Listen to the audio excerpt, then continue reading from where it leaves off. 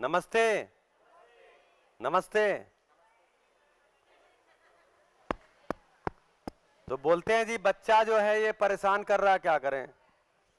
तो बच्चा परेशान नहीं कर रहा है, बच्चा ये कह रहा है कि हमारे पैदा होने के पहले क्यों समझ नहीं लिए थे।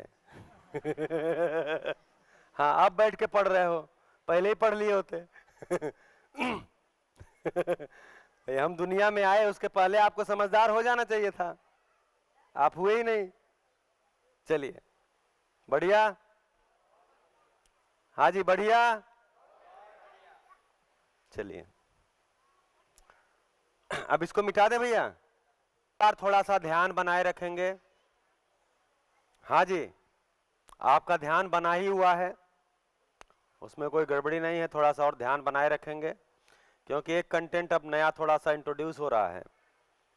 तो अभी हमने देखा कि अस्तित्व में हमने इकाइयां देखी हैं, पदार्थ देखा है, पेड़ पौधे देखा है, पशु पक्षी देखा है, मानव देखा है। तो जब पशु पक्षी और मानव को देखने आए तो उसमें तो ये सारे को जड़ बोलते हैं।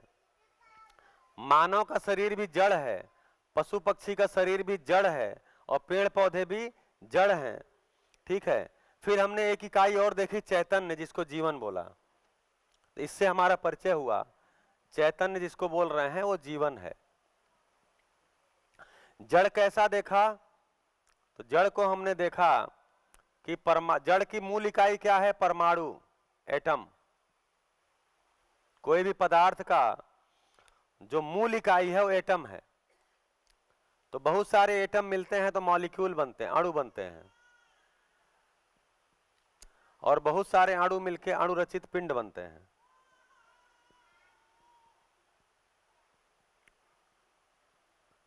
अणुरचित पिंड, जैसे पेन भी अणुरचित पिंड ही है, बहुत सारे मॉलिक्यूल से बना है। तो ऐसे ही सारे ग्रह गोल, सारी धरतियां सब अणुरचित पिंड ही हैं, इस ढंग से बना। अच्छा, यही परमाणु के साथ अगर पानी का संयोग हो गया, नमी का संयोग हो गया, तो एक चीज बनती है जिसको बोलते हैं प्राण कोशा, सेल, कोशिका। प्राण कोशा से क्या बनता है? पेड़ पौधों का शरीर धीरे धीरे विकसित होकर बना है। फिर इसी के आगे पशु पक्षी का शरीर बना,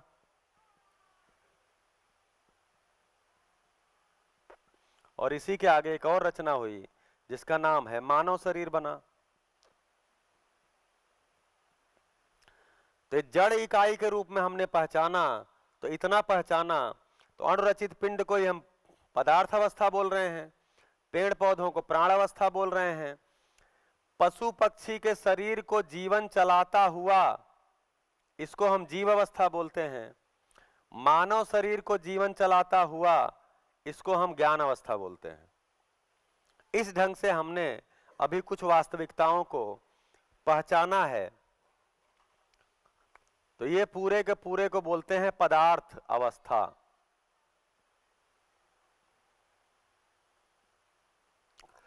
पेड़ पौधों को बोलते हैं प्राण अवस्था, पशु पक्षी शरीर प्लस जीवन इसको बोलते हैं जीवावस्था, मानव शरीर प्लस जीवन इसको बोलते हैं ज्ञानावस्था। इतनी सच्चाइयों को अभी हमने देखा है इकाई के रूप में। इकाई मतलब, इकाई क्यों लिख रहे हैं कि इनको एक एक कर हम देख सकते हैं, पहचान सकते हैं, इंद्रियों की सीमा में आते हैं। चैतन्य इंद्रियों की सीमा में नहीं आता, लेकिन क्रिया के रूप में एक इसको इकाई के रूप में हम अपने अंदर पहचान सकते हैं। मेरा जीवन एक इकाई, आपका जीवन एक इकाई, आपका जीवन एक इकाई, तो इकाई ही है, उसको पहचान सकते हैं, उसको चैतन्य बोल रहे हैं, नाम दिया चैतन्य, ठीक है। तो इकाई में, जीवन इकाई में समानता है लेकिन है इकाई। ऐसी सच्चाइयों को हमने अभी तक देखा है। अब देखते हैं कि इसके अलावा भी कोई सच्चाई है क्या। जैसे इस हॉल में इकाइयां हैं, पंखा है, बोर्ड है, कुर्सी है, ये जो टाइल्स लगे हैं, ऊपर भी नीचे भी सारे, फिर मानव है, कैमरा है, पेन है, माइक है, ये सब क्या है? इकाइयां ही हैं। बाहर देखते हैं तो पेड़ पौधे हैं, हो सकता है कहीं बकरी गाय भी होगी, ये सब इकाइयां हैं। हवा भी है, हवा भी पार्टिकल ही होता है, वो भी इकाई है। अब आप एक कल्पना करिए, इस कमरे में से सभी मानव बाहर हो गए। कल्पना करिए, अभी जाना नहीं है, कल्पना करिए कि इस कमरे में से सब मानव बाहर हो गए। उसके बाद जितने भी इकाइयां थी, गद्दे, चद्दर, तकिया, ये सारा सारा सामान एक एक कर सब सामान भी बाहर कर दिया। अब कोई सामान भी इसमें नहीं है, एक भी सामान नहीं है। झाड़ू वाड़ू लगा के सब डस्ट वस्ट सब बाहर कर दिया, वैक्यूम क्लीनर लगा के सब साफ कर दिया, एक भी कण का तिनका नहीं है। अब क्या बचा इस कमरे में? हाँ जी, हवा बची। तो हमने एक पाइप लगाया और उसको पाइप लगा करके हवा भी बाहर निकाल दिया, वैक्यूम हो गया, हवा भी बाहर निकाल दिया। अब क्या बचा?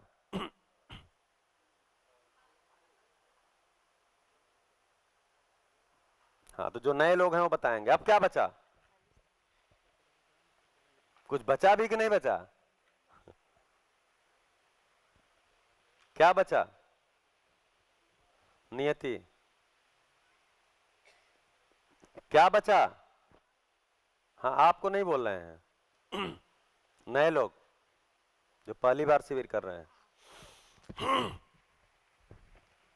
हाँ, उनको नहीं, प्रवीण भाई को नहीं। हाँ जी, बताइए। हेलो। हाँ, कहाँ पर? हाँ जी, हाथ उठाइए, हाथ ऊपर करिए। हाँ, माइक दे दो।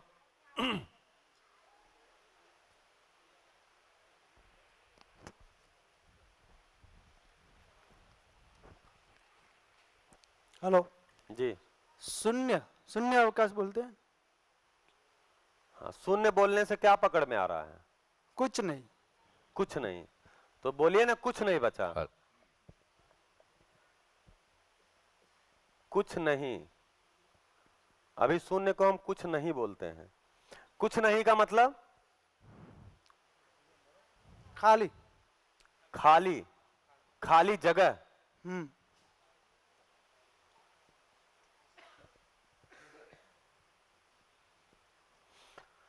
तो अगर खाली जगह बच गई तो अब खाली जगह भी हटाइए। कोई काल्पनिक कण, काल्पनिक इमेजिनरी एटम? नहीं नहीं, वो तो सब निकाल दिया हमने, कुछ भी नहीं। मतलब अब हम आ गए यहाँ, खाली जगह बचा, तो खाली जगह बचा, इसमें सभी सहमत होंगे। अब खाली जगह को भी हटाइए। ध्यान, उस जगह पर ध्यान रहता है कुछ देखने की। कौन ध्यान कर रहा हो? तो ध्यान करने वाला बाहर चला गया।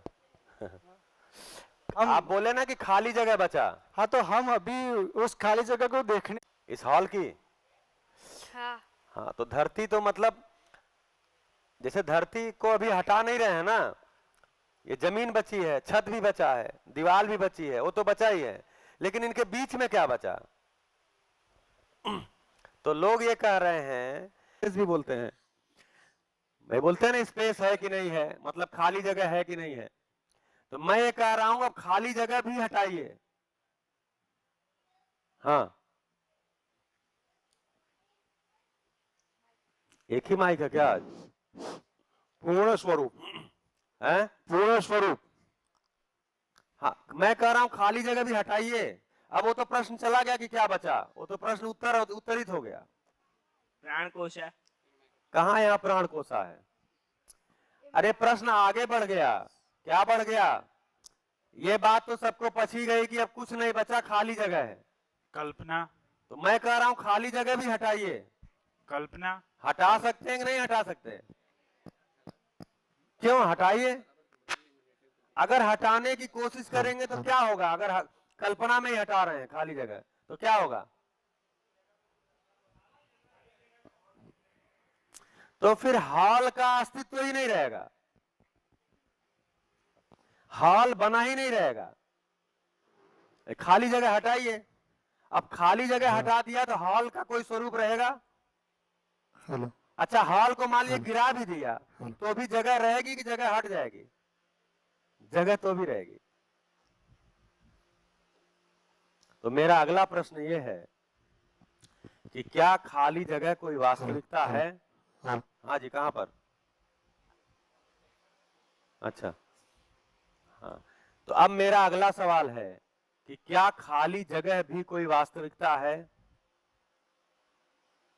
नहीं है? काव्या, नहीं है? अच्छा, नहीं है तो उसके, अगर खाली जगह वास्तविकता नहीं है तो उसके कारण ही ये कमरा क्यों बना हुआ दिख रहा है? इस हॉल को बने रहने के लिए खाली जगह एक कारण है कि नहीं है? खाली जगह में ही यह हॉल बना है और हॉल के अंदर भी खाली जगह है। ध्यान गया? खाली जगह में यह हॉल बना है और हॉल में भी खाली जगह है। तो मेरा प्रश्न यह है, खाली जगह कोई वास्तविकता है कि नहीं है?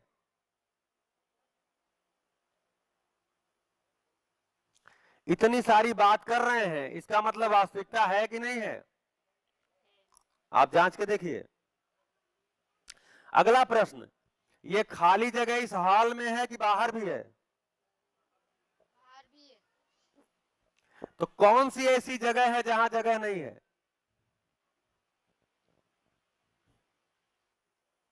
धरती पे, ब्रह्मांड में, यूनिवर्स में कोई ऐसी जगह है जहां खाली जगह नहीं है? नहीं। हाँ, तो ये कैसे पता चलेगा कि जैसे मैं खाली जगह में हूं, मेरे अंदर खाली जगह है कि नहीं है?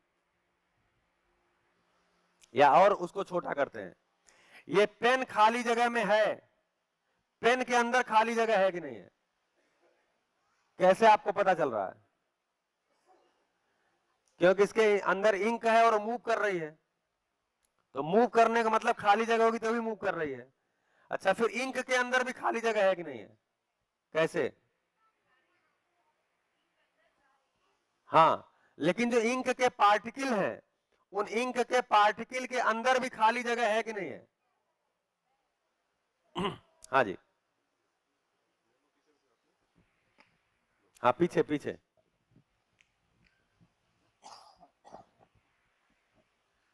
कोई भी वस्तु परमाणु से बनी है, बहुत दो अच्छा। परमाणु के बीच जगह है ही। दो परमाणु के बीच जगह है और परमाणु के अंदर भी जगह है कि नहीं है? एक परमाणु के अंदर भी? हाँ, परमाणु के अंदर भी जगह है, कैसे क्योंकि उसका? उसका न्यूक्लियर है और हाँ, न्यूक्लियर के आसपास इलेक्ट्रॉन गति करता है, उसके बीच भी जगह है।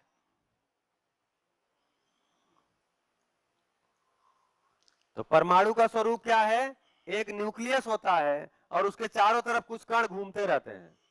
तो घूमने का मतलब ही जगह है, तभी घूम रहे हैं। हाँ। जैसे मैं कभी कभी दिल्ली मेट्रो में चढ़ता हूं तो बहुत भीड़ रहती है, बहुत भीड़ एकदम भरी हुई आ रही है, और गेट खुला और मैं किसी तरह से घुसा और ऐसे खड़ा हो गया। अब गर्दन भी इधर नहीं घूमता, हाथ भी नहीं घूमता। क्यों नहीं घूम रहा है? जगह नहीं है। अच्छा, मैं घूम पा रहा हूं, इसका मतलब क्या है?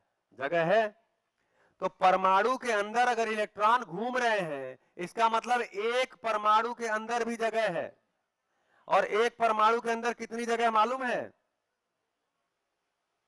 एक एटम के अंदर पार्टिकल ज्यादा है कि जगह ज्यादा है? तो साइंस ये बोलता है कि 98%, 99% जगह ही है, 1% केवल पार्टिकल है। तो एक परमाणु के अंदर भी जगह ही जगह है। और सारी चीजें, अब ये पेन परमाणु से बना हुआ है तो पेन के अंदर भी जगह ही जगह है, तो जगह की कोई कमी नहीं है। तो कैसा बोले कि कोई ऐसी जगह नहीं जहां पर जगह नहीं।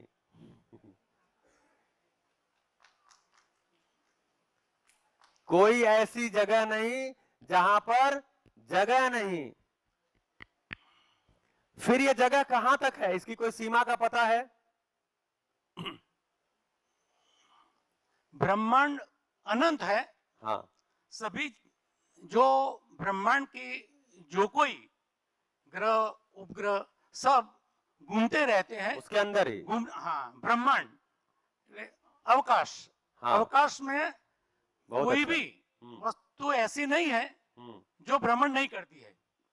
समग्र विश्व गतिमान विश्व है हाँ और गति के लिए जगह जगह तो चाहिए ही। चाहिए। इसीलिए ब्रह्मांड के सभी पदार्थ गति में ही है बढ़िया। और ब्रह्मांड में खाली जगह है ही, कहाँ तक है, इसकी सीमा है कोई? कोई सीमा नहीं है। तो इसका एक नाम हो गया असीमित।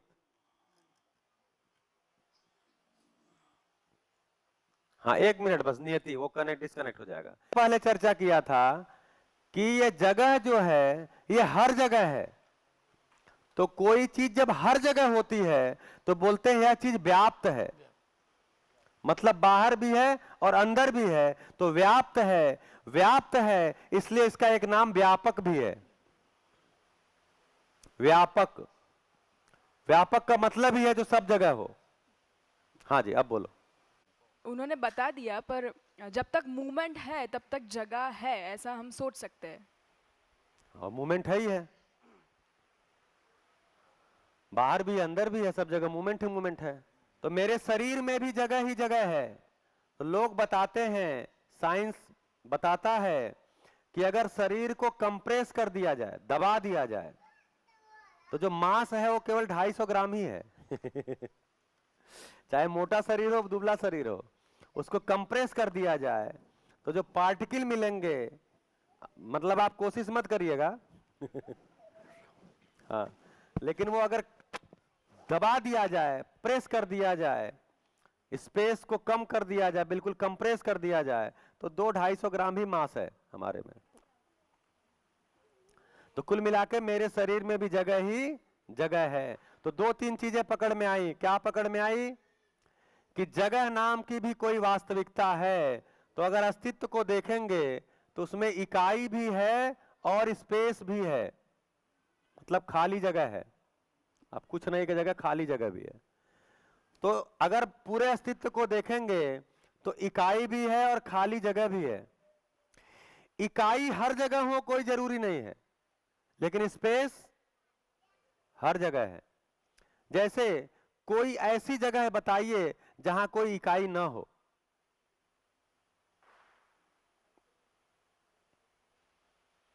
कोई ऐसी जगह आपने सुना है, पढ़ा है, जहां कोई इकाई ना हो?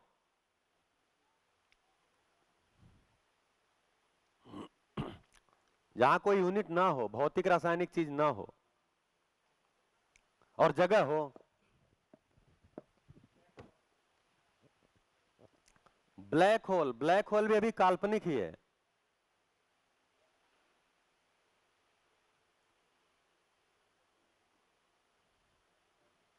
कोई भी, प्रिया बोलो। हाँ, अंतरिक्ष में, मतलब अंतरिक्ष का मतलब एक धरती का वातावरण जहां तक है तो अपने हवा अन्य पार्टिकल के साथ है। उसके बाद दूसरी धरती का कोई वातावरण है, ग्रह उपग्रह का, तो उसका जो वातावरण शुरू होता है और इसका वातावरण खत्म होता है, उसके बीच में जो जगह है वहां एक भी पार्टिकल नहीं है। इसीलिए वहां गुरुत्वाकर्षण काम नहीं करता।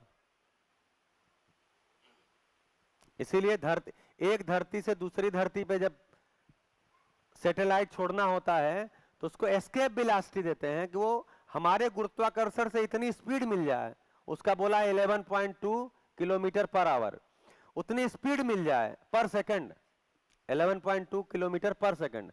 अगर उतनी स्पीड मिल जाए तो एक गुरुत्वाकर्षण क्षेत्र से दूसरे गुरुत्वाकर्षण क्षेत्र में वो चला जाएगा। मतलब वो स्पेस में चूंकि है नहीं गुरुत्वाकर्षण, तो वो जो बीच की जगह है उसमें कुछ भी नहीं है, एक भी पार्टिकल नहीं है, लेकिन जगह वहां भी है।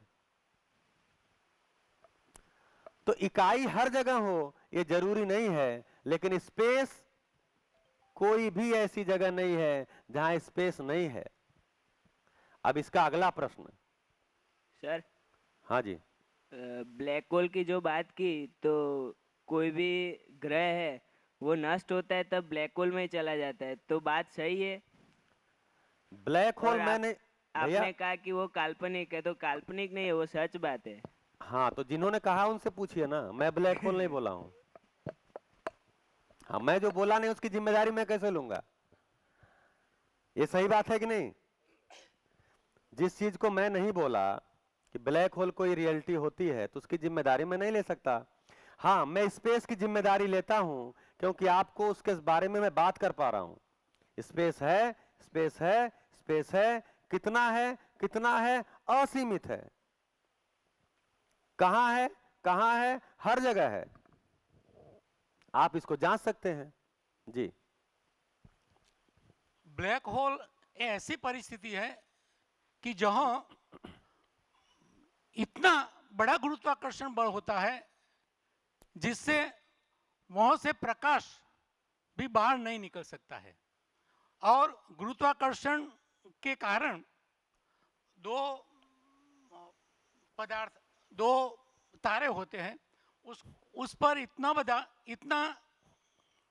बल लग जाता बल है। लगता है कि उसमें से कोई प्रकाश का किरण भी बाहर नहीं निकलता, हम उसको देख भी नहीं सकते हैं। हाँ ठीक है, लेकिन ये ब्लैक होल एक कल्पना ही है। ठीक है, मतलब कोई, जैसे आप कह रहे हैं वहां जा ही नहीं सकता, देख ही नहीं सकता, तो एक काल्पनिक जगह रखा गया, तो ठीक है, मतलब हो सकता है वास्तविकता हो, लेकिन अभी हमारे कल्पना में है कि ऐसी कोई जगह है जहां जो गया वहां से निकला नहीं। जैसे एक वो बरमुडा ट्रायंगल है, तो उसमें भी जो गया वो निकला नहीं, मतलब वहां जाने के बाद उसका पता नहीं चलता। तो साइंस तो कहता है ब्लैक होल है, हाँ ठीक है, साइंस कभी झूठ नहीं बोलता। बढ़िया। साइंस ने एटम देखा है,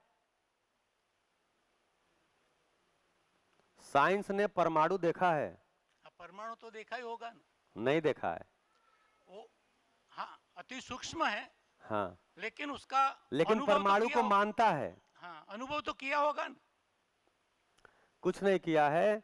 साइंस ने परमाणु को देखा नहीं है, केवल एक परमाणु के स्वरूप का जो उसने वर्णन किया, मतलब प्रयोगों के द्वारा यह अनुमान लगाया कि एक अति सूक्ष्म चीज होती है, और उसके माध्यम से जो कैलकुलेशन किया वो सब सही पाया गया।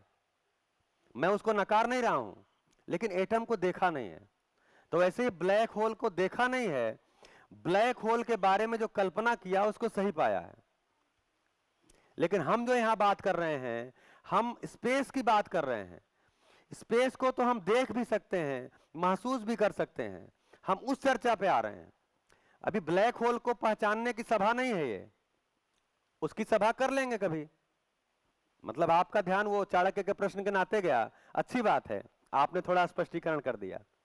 ठीक है भैया, तो ऐसा ही है, जो विज्ञान बोलता है वो ऐसा ही है, और विज्ञान जो बोलता है वो जो आप बोलेंगे वही हम भी बोलेंगे, वही दूसरा भी बोलेगा। ब्लैक होल दिखाई नहीं सकता, लेकिन उसके आसपास जो तारे हैं वो हाँ। भ्रमण करते हैं, हाँ। इसीलिए उसका गुरुत्वाकर्षण बल हाँ। उस जो तारे हैं हाँ उसको घुमाते हैं। जी। इसीलिए हम कल्पना कर सकते हैं कि तारे जो तारे घूम रहे हैं उसके बीच में जो जगह है वो ब्लैक होल ही है। हाँ, बहुत बढ़िया, तर्क लगा सकते हैं। हाँ। अच्छा है, बढ़िया है। तो अभी हम ब्लैक होल को समझने नहीं बैठे हैं। चाणक्य, बहुत अच्छा, आपने स्पष्टीकरण कर दिया तो उनको ठीक लग गया, संतुष्टि हो गई। अभी मैं क्या कह रहा हूं कि हमने इस सभा में इकाई के अलावा एक और वास्तविकता को देखने की कोशिश की है। वो वास्तविकता को हम पहचान रहे हैं कि वो खाली जगह है, वो स्पेस है, वो ब्लैक होल नाम की चीज है, तो उसके अंदर भी है और ब्लैक होल के बाहर भी है। यानी ब्लैक होल भी स्पेस में है और ब्लैक होल के बाहर भी स्पेस है। तो कोई भी ऐसी जगह नहीं जहां पर जगह नहीं, इसीलिए उसको बोला व्यापक है, व्याप्त है, हर जगह है और असीमित है, क्योंकि स्पेस की कोई सीमा आज तक पता नहीं चली है। किसी चीज की सीमा कब पता चलती है? तो जब उससे कोई बड़ी व्यवस्था दिखती है तब उसकी सीमा पता चलती है। जैसे इस हॉल की सीमा कब पता चलती है? जब इससे बाहर भी जगह है तब हम इसकी सीमा को बता सकते हैं यहाँ तक है। अगर इसके बाहर कोई व्यवस्था नहीं पता चलती तो हम इसकी सीमा नहीं बता सकते। तो अभी तक जो स्पेस है उसकी सीमा का पता नहीं लगा, तो इसीलिए स्पेस का एक नाम असीमित रखा। तो ये व्यापक है, ये असीमित है। हाँ जी। आपने बताया कि अंतरिक्ष में ग्रेविटी नहीं है, तो फिर ये जो प्लैनेट्स की और ये अर्थ की जो ऑर्बिटल मूवमेंट हो रही है वो किसकी वजह से हो रही है फिर? हाँ, वो तो परस्परता में है ना, परस्परता में होती है। वो एक आगे आएंगे तो एक प्रतिबिंबन आएगा, सारी चीजें आएंगी। तो जो मूवमेंट होता है, एक्चुअली सारी धरतियां शून्याकर्षण में है, स्वयं वो शून्याकर्षण में है, इसलिए मूव करती हैं।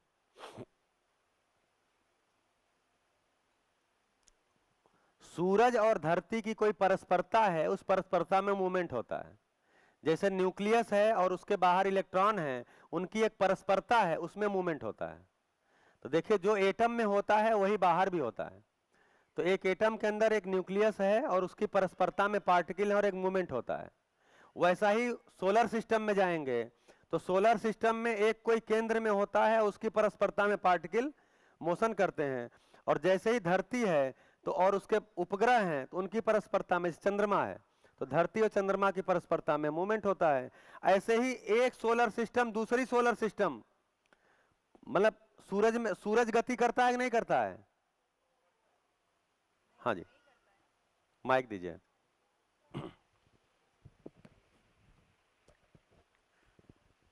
समग्र ब्रह्मांड गतिमय है, कोई भी चीज ऐसी नहीं है जो गति न करती हो। लेकिन जिसका गुरुत्वाकर्षण बल अधिक होता है, इसके आसपास दूसरा पदार्थ गति करता है।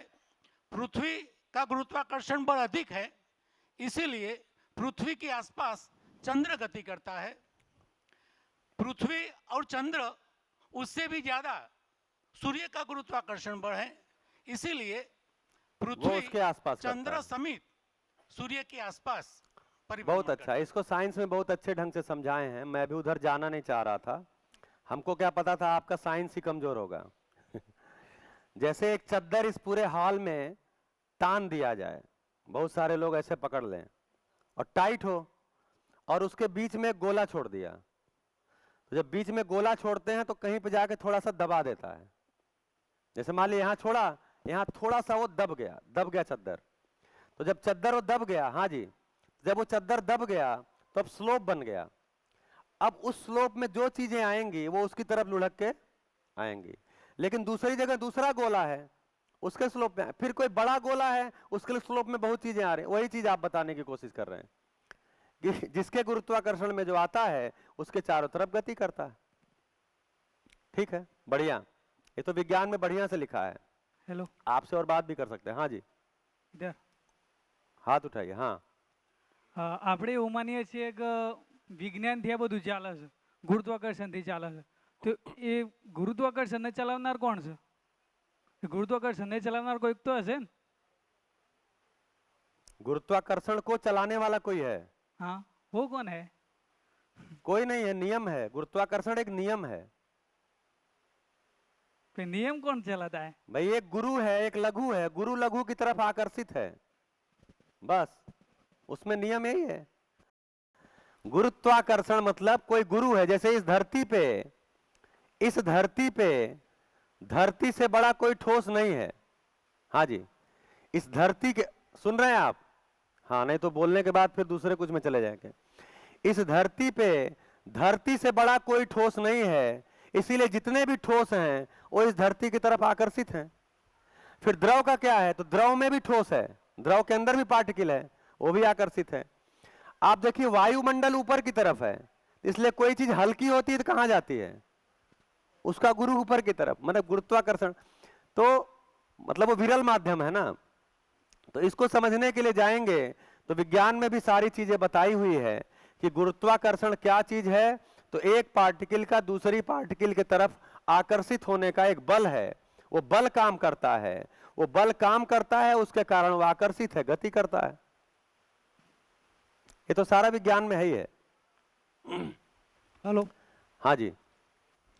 मेरा ऐसा मानना है कि विज्ञान ने अभी जो जो नया बनाया है वो पहले से तो था, उसने उसको क्या किया है, मॉडिफाइड किया है। नियम उसका- को खोजा है, मॉडिफाई निय- कुछ नहीं कर सकता हाँ, विज्ञान। नियम को खोजकर वस्तु का स्वरूप बदला है, थोड़ा बस। चेंज किया है, लेकिन वो तो सब है अभी हाँ। भी उससे भी ज्यादा है, विज्ञान को पता नहीं है। जितना पता कर, वो तो क्रम है ना, क्रम से ही कोई चीज आगे बढ़ती है।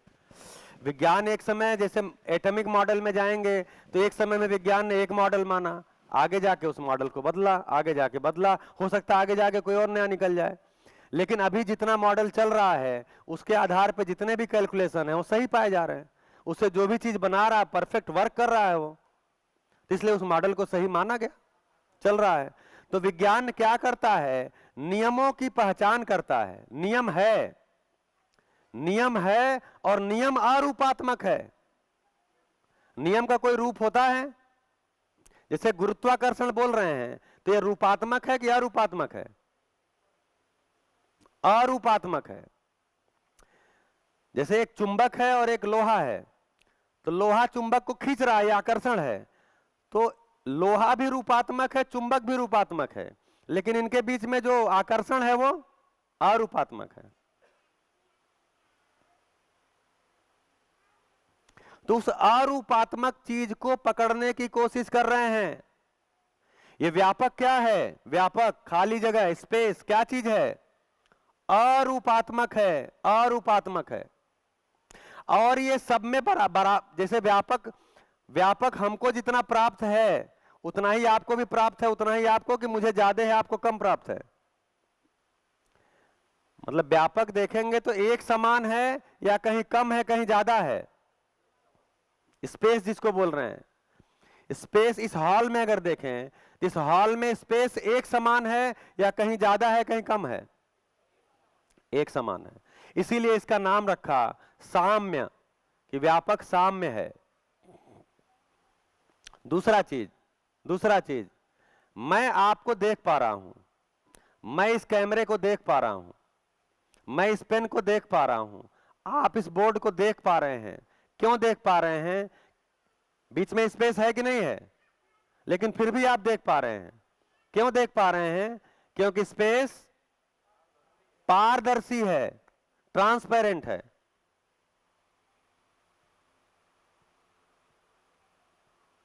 स्पेस पारदर्शी है। फिर अभी मूवमेंट की बात कर रहे थे, स्पेस में चीजें मूव करती हैं। जैसे मैं चल रहा हूं, मैं आ रहा हूं, जा रहा हूं, तो मैं जब आगे बढ़ रहा हूं तो यहां स्पेस है कि नहीं है? भाई हवा भी है, स्पेस भी है, लेकिन वो मुझे स्पेस रोक रहा है आने जाने के लिए, कोई बाधा बन रहा है। तो स्पेस गति के लिए बाधा नहीं बनता, इसीलिए इसका एक नाम पारगामी है।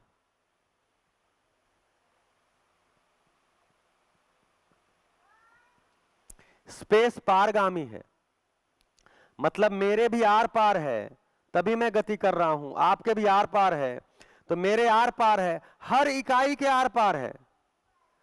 हर इकाई के आर पार का मतलब क्या है? हर इकाई के बाहर भी स्पेस है, यानी हर इकाई स्पेस में है और हर इकाई के अंदर भी स्पेस है। इसीलिए इकाई गति कर पा रही है और स्पेस बाधा नहीं बन रहा है। स्पेस बाधा नहीं बन रहा है।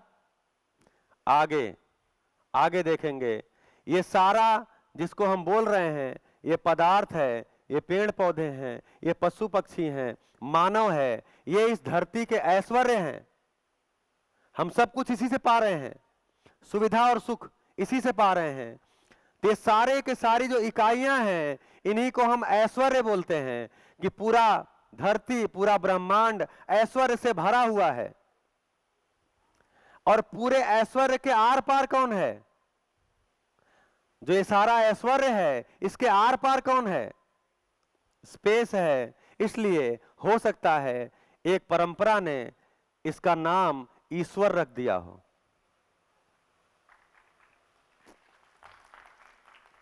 ये नाम ही है। हो सकता है परंपरा ने इसी का नाम ईश्वर रख दिया हो, क्योंकि सारा ऐश्वर्य इसी में है और सारे ऐश्वर्य में भी यही है। इतना ही नहीं है, ये जो सारे ऐश्वर्य हैं ये जैसे दिख रहे हैं वैसे बने रहने का कारण भी स्पेस है। जैसे मेरा शरीर स्पेस है तो ऐसा है, मेरे शरीर में स्पेस खत्म कर दीजिए तो पापड़ जैसा भी नहीं होगा, पापड़ में भी स्पेस होता है, पता नहीं कैसा होगा, हो ही नहीं सकता, बना ही नहीं रह सकता। जो पेड़ पौधा है जैसा दिख रहा है वो स्पेस की महिमा से ही दिख रहा है, स्पेस है तो वैसा है। ये हॉल है, स्पेस है तो ऐसा हॉल है। हम बिल्डिंगें देखते हैं, मकान बनाते हैं, वो मकान के बने रहने का कारण क्या है? स्पेस है। तो स्पेस की महिमा है, स्पेस का वैभव है। तो सारा ऐश्वर्य स्पेस में है, सारे ऐश्वर्य में स्पेस है। इसीलिए एक परंपरा ने इसका नाम हो सकता है ईश्वर बोला हो।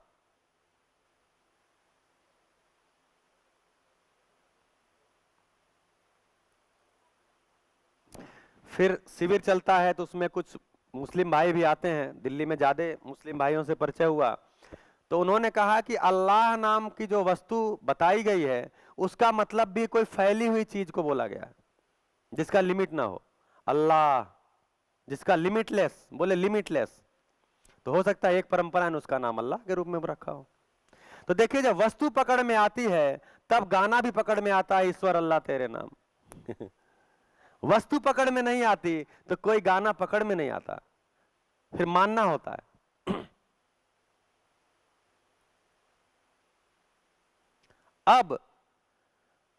अब स्पेस कुछ करता है, इस कमरे में स्पेस है, कुछ कर रहा है?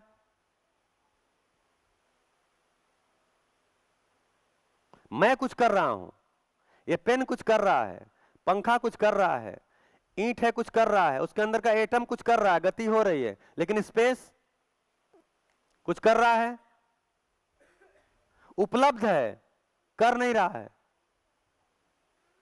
तो करता नहीं है वो, इसीलिए उसको बोलते हैं वो क्रिया शून्य है। क्रिया शून्य है, इसीलिए इसका एक नाम शून्य भी है, क्योंकि ये क्रिया शून्य है। तो स्पेस स्वयं में कोई क्रिया नहीं है, लेकिन स्पेस में होने से सारी क्रियाएं हैं। ये देखिए मजेदार बात, स्पेस स्वयं में कोई क्रिया नहीं है, स्पेस में होने मात्र से सारी क्रियाएं हैं। तो जो हमने इसमें देखा, शरीर स्थूल है, ये सूक्ष्म है और ये कारण है, तो स्पेस महाकारण है, तो इसका एक नाम महाकारण भी रखा। महाकारण है। अब देखिए जीवन क्रिया को आस्वादन, तुलन, साक्षात्कार, बोध पूर्वक अनुभव करते हैं, तो ये कारण किस चीज का अनुभव करेगा? महाकारण का, महाकारण का। तो आत्मा जो बोले अनुभव क्रिया होती है, तो क्या चीज का अनुभव होगा? जिसमें मैं डूबा हूं, जिसमें मैं घिरा हूं, जिसमें मैं भीगा हूं, जिसमें मैं हर क्षण हूं, मेरे में जो हर क्षण है उसका ही अनुभव होने होगा, वो महाकारण का ही अनुभव होता है, वो अनुभव क्रिया है। तो क्या आया? स्पेस आत्मा से भी सूक्ष्म है, स्पेस आत्मा से भी सूक्ष्म है। तो जैसे जैसे अणु से सूक्ष्म जो है उसको परमाणु बोलते हैं, तो कोई चीज आत्मा से सूक्ष्म है तो उसका नाम परमात्मा भी बोल सकते हैं।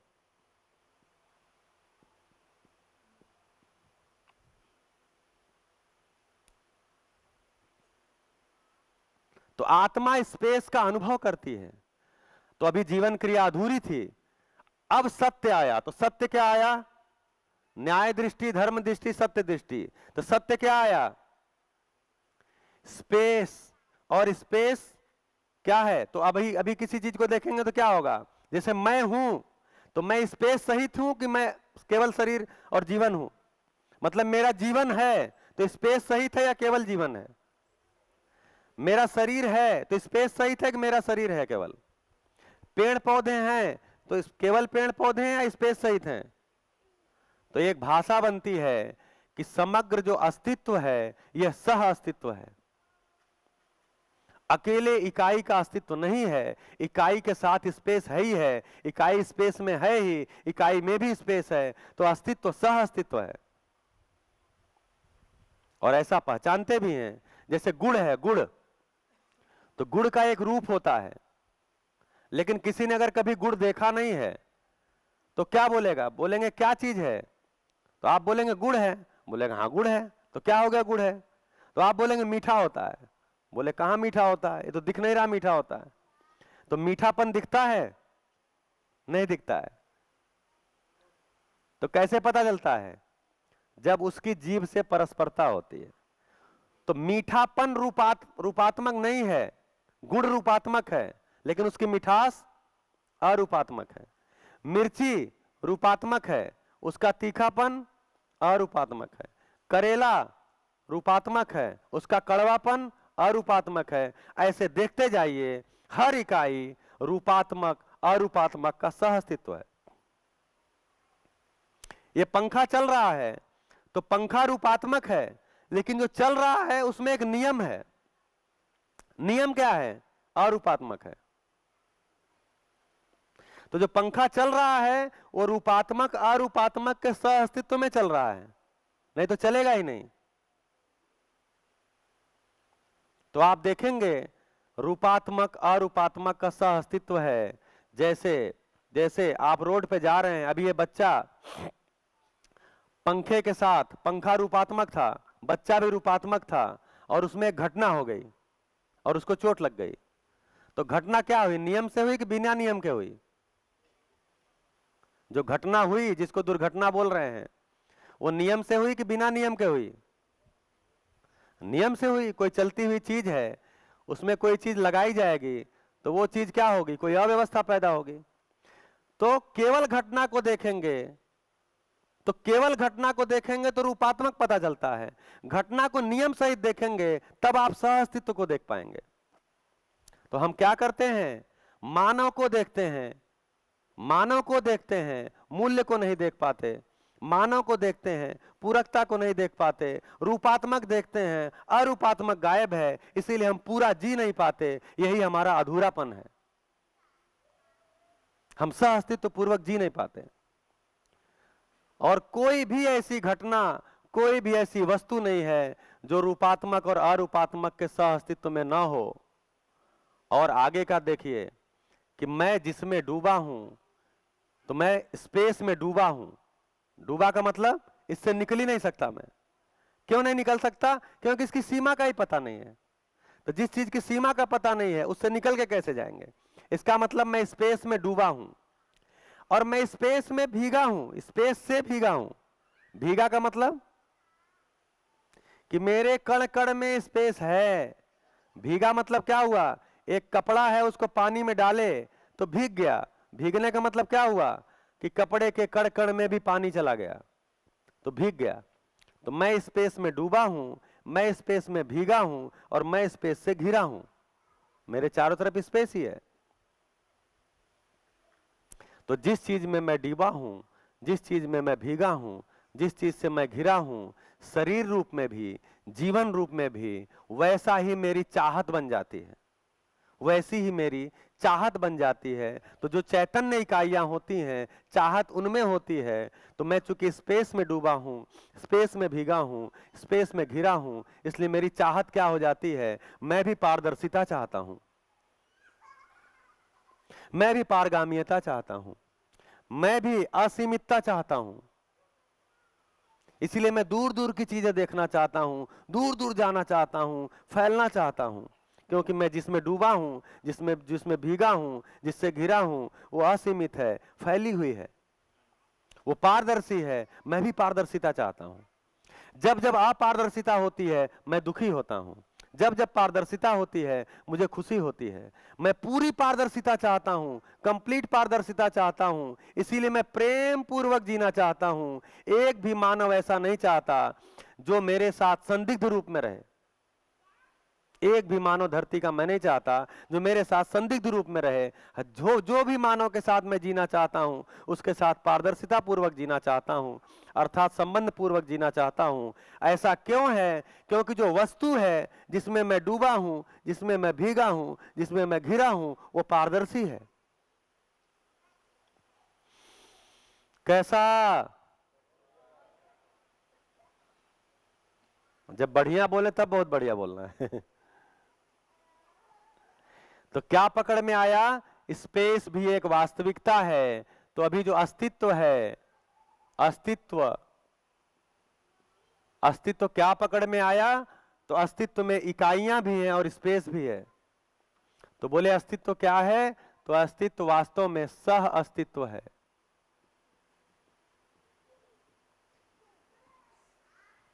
तो अभी हमारी पीड़ा क्या है? अभी हमारा दुख क्या है? बस 1 मिनट, आधा मिनट। अभी मेरी पीड़ा क्या है? मेरा दुख क्या है? कि मैं जिसमें डूबा हूं, जिसमें भीगा हूं, जिसमें घिरा हूं, उसका मेरे पास अनुभव ही नहीं है, उसको मैं रियलाइज ही नहीं किया हूं। जिस क्षण रियलाइज कर लेता हूं उस समय मैं आनंद में हो जाता हूं। तो मुझे स्पेस का, खाली जगह का ही अनुभव होना है। तो जो अनुभव क्रिया है वो महाकारण का ही अनुभव है। जी भैया, माइक।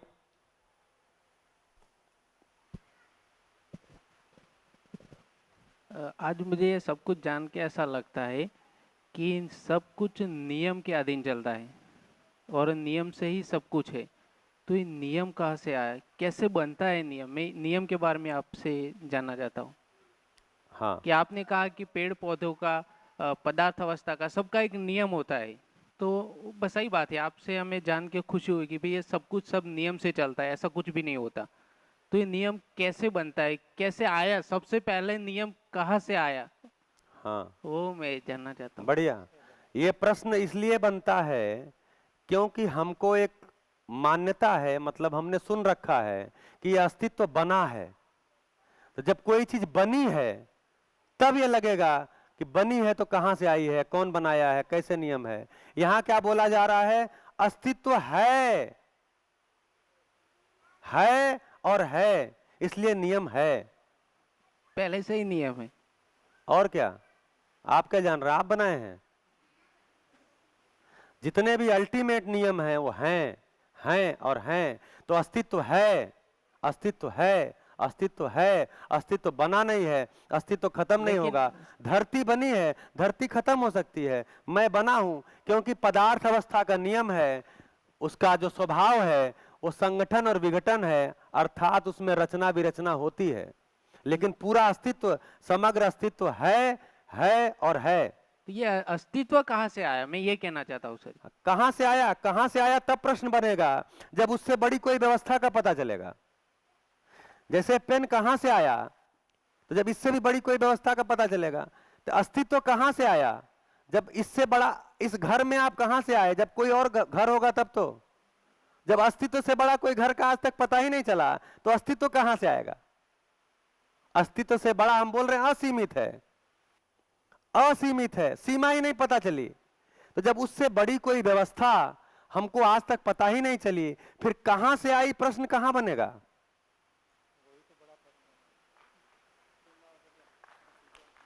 वो बताइए। भी तो एक प्रश्न ही हुआ ना सर। प्रश्न नहीं, आप देखिए अपने प्रश्न को। या तो आप ये मानते हैं कि अस्तित्व सीमित है। अगर आप मानते हैं अस्तित्व सीमित है तो यह प्रश्न बनेगा कि फिर यह अस्तित्व कहां से आया है। इसका मतलब इससे बड़ा कोई अस्तित्व है? नहीं, जो ये बनी है जो सारी दुनिया, इसकी डिजाइन किसने बनाई? दुनिया बनी मतलब इसको नेचर को बोल रहे हैं ना। पेड़ पौधे, पशु प्राणी, तो हाथी शाकाहारी होगा, वो किसने निश्चित किया? हाँ, तो वो मतलब वही बोल रहे हैं ना, नियम है वो। पर वो हाथी को तो पता नहीं ना। हाथी को पता है, हमको पता नहीं है। वो तो उसको किसने बताया होगा? इसीलिए बोला हाथी मर जाएगा मांस नहीं खाएगा, शेर मर जाएगा घास नहीं खाएगा, उसको पता है। वही एक कुतूहल है कि हाथी इतना ही होगा, कुत्ता इतना ही होगा। हाँ, सभी की डिजाइन निश्चित है जी। तो पहले हम कोई बिल्डिंग बनाते हैं तो पहले उसकी डिजाइन पेपर पर बनाते हैं, बाद में बनाते हैं। तो इसकी डिजाइन किसी ने तो बनाई होगी ना। हाँ, चूंकि हम अभी तक क्या है ना कि कोई बनाया होगा यही सोचते हैं। हाँ, तो वही तो सभी के मन में वही प्रश्न है कि किसने बनाया। बढ़िया। तो ये जो कंटेंट बोलता है, तो उसमें जो इन्होंने कहा कि प्रश्न ये है कि बनाया का मतलब कि कोई इस अस्तित्व से बड़ी भी कोई चीज है जिसने इस अस्तित्व को बनाया है। तो फिर अगर इससे बड़ी कोई चीज है जिसने अस्तित्व को बनाया है, तो अगला प्रश्न क्या होगा, फिर उसको किसने बनाया है?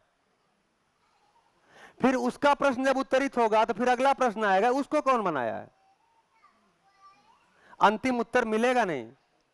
तो अस्तित्व क्या है जी भैया, देखते हैं, ऐसे भी सेटल होगा जी। जो अवकाश है, हाँ, उसमें भिन्न भिन्न ग्रह है, तारे हैं, आकाशगंगा है, वो भी सीमित है, इससे भी ज्यादा होगा, हाँ, ऐसा अनुमान हम कर सकते हैं। हाँ, गुरुत्वाकर्षण बल का नियम तो पहले था ही, लेकिन जब न्यूटन ने देखा कि पेड़ पर से फल नीचे क्यों गिरता है, वो प्रश्न का उत्तर लेने के लिए उसने परीक्षण किया और वो गुरुत्वाकर्षण बल का नियम अस्तित्व में आया। पहचान गया। पहले बहुत बढ़िया, पहले था ही। बहुत अच्छा। सब ब्रह्मांड में जो भी चीजें हैं वो है ही। कुदरती ही संतुलन में है, नियम के अधीन है। लेकिन पृथ्वी एक ऐसा ग्रह है कि जिस पर मानव ने जन्म लिया, और मानव ने जन्म लिया इसके बाद ही इसका जो संतुलन है वो टूट रहा है, क्योंकि मानव कुछ ना कुछ नया प्राप्त करने का सोचता है और उसको कैसे उसको उसमें से ज्यादा मिले, वो ही भौतिक सुविधा के अधीन है। इसीलिए वो पृथ्वी को ही धीरे धीरे नष्ट करता है। हाँ, तो प्रश्न ये है कि मानव का धरती पे होना चाहिए कि नहीं होना चाहिए? सही तो है ही, ये गलती हो गया या सही है? लेकिन उसका जीवन ऐसा जीना चाहिए जो प्रकृति के दूसरे बस, जो बहुत बढ़िया। चीज वस्तु है उसमें संतुलन बना रहे। तो जैसे ही समझ होता है, साक्षात्कार बोध अनुभव होता है, एक्चुअली अनुभव संपन्न मानव नहीं होंगे तो ऐसी स्थिति होगी। दूसरी चीज, एक तो दो बातें इसमें से निकली। गुरुत्वाकर्षण नियम था, गुरुत्वाकर्षण को बनाया न्यूटन ने नहीं है। तो अगर हम उस मान्यता के साथ होंगे तो क्या बोलेंगे, गुरुत्वाकर्षण को किसने बनाया? जी न्यूटन ने बनाया। न्यूटन ने बिल्कुल नहीं बनाया, वो नियम था, उसको पहचाना। हम जो कुछ भी करते हैं तो नियम को ही पहचानते हैं। हमने जो अपना आहार पहचाना तो क्या चीज पहचाना? नियम को ही पहचाना। आहार की बहुत सारी वस्तुएं हैं, जैसे आपने कहा हाथी का आहार, शेर का आहार, तो अलग अलग लोगों का अलग अलग आहार है, सब अपने अपने आहार को पहचाने हुए हैं। मानव ने भी अपने आहार को बहुत ही परिश्रम पूर्वक पहचान लिया है, लेकिन आहार था, हमने बाद में पहचान लिया। बहुत अच्छा। दूसरा, इस धरती पे मानव है, इस धरती पे मानव है, तो ये तो कल्पना, इस नियम को पकड़ते हैं तो ये तो कल्पना जाती ही है कि ब्रह्मांड भी और भी धरतियां भी होंगी जहां मानव हो सकता है कि नहीं? हो सकता है हमसे अच्छा उन्नत जी रहा हो, वो समाधान संपन्न हो गया हो, मानवीय परंपरा आ गई हो। एक मान्यता ऐसी भी है कि दूसरे ग्रह पर से यहाँ ये सब आए।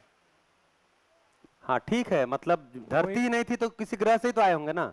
हाँ, तो वो मान्यता है, लेकिन उसमें क्या सच्चाई मालूम नहीं है, लेकिन ऐसी बातें पढ़ी है। जी जी, कोई बात नहीं। जैसे ये क्या है, ये बिल्कुल ही सही हो सकता है कि ये धरती की आयु कितनी हुई अभी? अभी धरती कितने दिन की हो गई? 3-4 अरब। हाँ जी, 30 होगी, तो जो जीवन है वो तो अस्तित्व में रहे ही होंगे, तो किसी और धरती पर रहे होंगे, वही तो सवाल कहीं और शरीर चलाने का प्रयास किए होंगे। तो जब ये धरती बनी, ये धरती जब बनी तो इस पे अनुकूलता हुआ। पहले इस पे पदार्थ अवस्था था, बाद में पानी बन गया, पानी बनने से पेड़ पौधे बन गए, पेड़ पौधे बने तो उसमें अलग अलग अपने आप शोध होता रहा, शोध होते हुए जिस पेड़ की परंपरा बन गई, अर्थात बीज से वृक्ष बनने लगे, उसके बाद अगला शोध हुआ, अगला बीज वृक्ष बना, ऐसे करते करते वनस्पति संसार खड़ा हो गया। उसके साथ ही पशु पक्षी, पहले कीट पतंगे बने, फिर पशु पक्षी बन गए, फिर अंत में मानव शरीर आ गया। जब अनुकूलता हो गई तब आ गया मानव प्रश्न- शरीर, आ गया, जीवन तो था ही। सर प्रश्न वो है कि जैसे पानी मिला तो कुछ हुआ, आज यहाँ पानी मिला हो तो कुछ नहीं होता। जी पानी से पैदा हुआ, हाँ अभी आप हम प्रयोग करें यहाँ कोई चीज रखे या पानी रखे तो हाँ। उसमें पेड़ पौधे भी नहीं होते बिना बीज के, और पशु प्राणी भी नहीं होते। होता है भैया। कैसे होता है?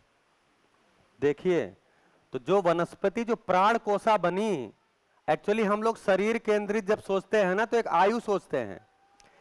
एक प्राण कोशा जब बनी, पानी बनने के कई लाख साल के बाद एक प्राण कोशा बनी थी। हम सोचते हैं आज पानी रख दिया और 15 दिन बाद उसमें नहीं हुआ, तो टाइम का वहां वो नहीं है। जैसे हुआ क्या, धरती ये जब बना, जैसा विज्ञान में भी लिखा है कि धरती जब ये एक व्यवस्था के रूप में हो गई तो एक पदार्थ अवस्था थी, तो ऐसे घूम ही रही थी धरती। तो धरती कैसी है, असमतल है, गड्ढे हैं, पहाड़ है, ऊंचा है, नीचा, ऐसा था। उसमें कोई ब्रह्मांडीय किरणों के प्रभाव से हाइड्रोजन के एटम और ऑक्सीजन के एटम मिलके पानी बने, नमी हो गई। तो नमी जब ऊपर हो गई हवा में, वायुमंडल में, तो क्या हो गया, बादल बन गए। बादल जब बने तो इस धरती पे बारिश हुआ। बारिश होने से क्या हुआ, इस धरती में जितने गड्ढे थे उसमें पानी भर गया। वो पानी भरा रहा लाखों सालों तक। फिर जो पानी और परमाणु, यहां जो लिखा है, पानी और एटम के संयोग में जो केमिकल रिएक्शन हुआ, क्योंकि पानी एक केमिकल है, धरती पे सबसे पहला केमिकल पानी बना, तो पानी और एटम के बीच में जो केमिकल रिएक्शन शुरू हुआ वो लाखों साल तक होते होते सेल बन गया। सेल बना तो पहले एल्गी बनी, काई बनी। आप देख लीजिए, आप तो अब तो चूंकि वातावरण ऐसा अनुकूल हो गया, काई जल्दी बन जाती है। आपके बाथरूम में पानी गिरता रहे, आप सफाई मत करिए, वहां काई बन जाएगी। वो वनस्पति जगत ही है ना, काई बनी जाती है। बनती है नहीं बनती है? बनती है। तो काई बन गई, काई बना, फिर मल्टी सेलुलर बने, फिर मतलब बाई सेलुलर बने, फिर मल्टी सेलुलर बने। ऐसे करते करते करते उनमें कोशिकाओं में गुणन होते होते होते होते होते पूरा वनस्पति जगत खड़ा हो गया। अलग अलग वैरायटी हो गई, क्योंकि अलग अलग जगहों पे प्रयोग होते रहे ना, मतलब जमीन में अलग अलग तरह की वनस्पतियां उगती रहीं। फिर बाद में इनका बीज वहां, उनका बीज वहां, उड़ते उड़ते सब जगह सब तरह के बीज पहुंच गए। ऐसा ही नियम पता चलता है। जैसे ही हम बोलते हैं किसी ने बनाया है, अब तुरंत हमको रहस्य में लेकर चला जाता है। तुरंत हम बच्चे को, किसी जो व्यक्ति हमसे समझने आया है उसको हम तुरंत रहस्य में ले चले जाते हैं। इस ब्रह्मांड को किसी ने बनाया है, इस धरती को किसी ने बनाया है, और इस ब्रह्मांड और धरती को किसी ने बनाया है, तो सवाल ये उठता है उसको किसने बनाया है? बोले उसको भी किसी ने बनाया है, फिर उसको किसने बनाया है? अंतिम उत्तर नहीं मिलेगा। तो उत्तर जब भी हम ढूंढने जाएंगे तो यही ढूंढने में आएगा, पूरा अस्तित्व सह अस्तित्व है, कब से है, हमेशा से है, हमेशा है। निश्चिंत रहिए, घबराने की आवश्यकता नहीं है। तो देखिए, जैसे ही हमको ये सूचना होती है कि कोई है जो कहीं पर बैठा हुआ है, हाँ जी, कोई है और कहीं पे बैठा हुआ है और सब कुछ चीज को चला रहा है, तो वैसे ही मेरे में एक मानसिकता पैदा होती है कि कोई सुपर पावर है जो चला रहा है और वो पावरफुल है। तो मैं भी किस मानसिकता में आता हूं? मैं भी कोई पावर चाहता हूं, मैं भी कुछ चलाना चाहता हूं। यहीं से शासन मानसिकता आई, इस मान्यता से शासन मानसिकता आई। आप इस सभा में बैठे हुए लोगों को शासन स्वीकार, एक दिन और हमने पूछा था, आप पे कोई शासन करे आपको स्वीकार है? लेकिन आपको शासन करने को मिले तो क्यों करना चाहेंगे? क्योंकि हमने मान लिया है कोई मेरे पर शासन ही कर रहा है। तो तीन शब्द आते हैं, दृष्टा, कर्ता और भोक्ता। तो अभी हमने मानव को किस श्रेणी में रखा है? अभी हमने मानव को किस श्रेणी में रखा है? भोक्ता के स्वरूप में। भोक्ता, भोगने वाला, भोग योनि है। दृष्टा और कर्ता कौन है? वो कहीं और बैठा है। यानी कि मेरा अगर मेरी पत्नी के साथ झगड़ा हो गया तो क्या हो गया? वो किसी ने करवा दिया जो दृष्टा है उसका कोई मन होगा, करवा दिया। झगड़ा क्यों हो रहा है? नासमझी से हो रहा है।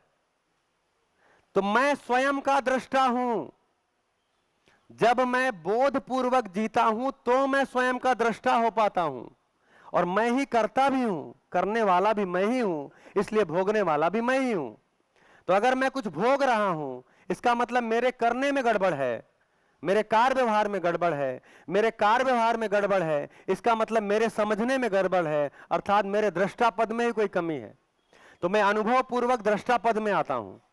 साक्षात्कार बोध अनुभव पूर्वक मैं दृष्टा पद में आता हूं। तो मैं अभी दृष्टा पद में हूं नहीं, इसलिए मैंने मान लिया है दृष्टा कोई और है, कर्ता कोई और है, और मैं तो भोगने के लिए इस धरती पे हूं। जैसा वो चाहेगा वैसा भोगूंगा। मेरा सुख दुख मेरे हाथ में नहीं है, वो मेरे भाग्य में है।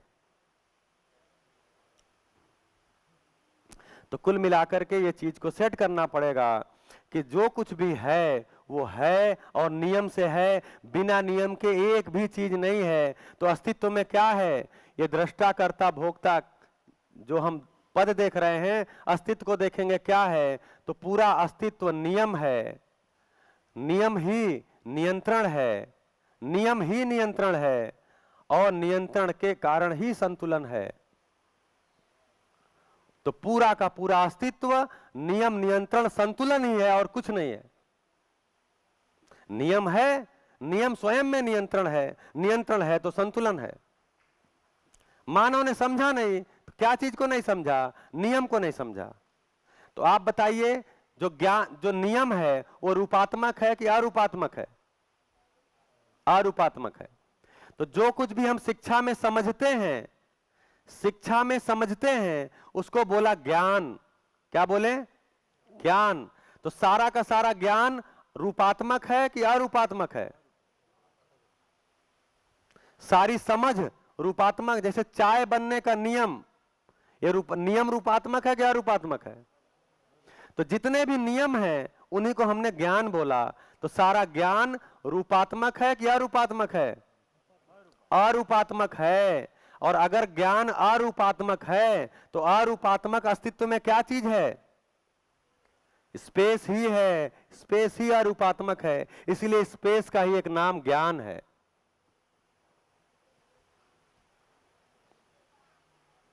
स्पेस ज्ञान है, मैं ज्ञाता हूं। तो ज्ञान में कोई कमी नहीं है। धन्यवाद। जगह ही जगह है, स्पेस ही स्पेस है, पर्याप्त है, हर जगह है, समान है, बराबर है। तो ज्ञान में कोई कमी नहीं है। कमी है तो ज्ञाता में है। मैंने ज्ञान का अनुभव नहीं किया है, तो मेरे में अनुभव की कमी है, मेरे में बोध की कमी है, मेरे में स्वीकृति की कमी है। तो ज्ञाता में कमी है, ज्ञान में कोई कमी नहीं है। तो स्पेस ही स्पेस है, स्पेस ही स्पेस है, नियति, स्पेस की कमी नहीं है। जो आप बोल रहे थे ना, वो स्पेस चाहता है। बताओ यार, स्पेस तो है ही है सब जगह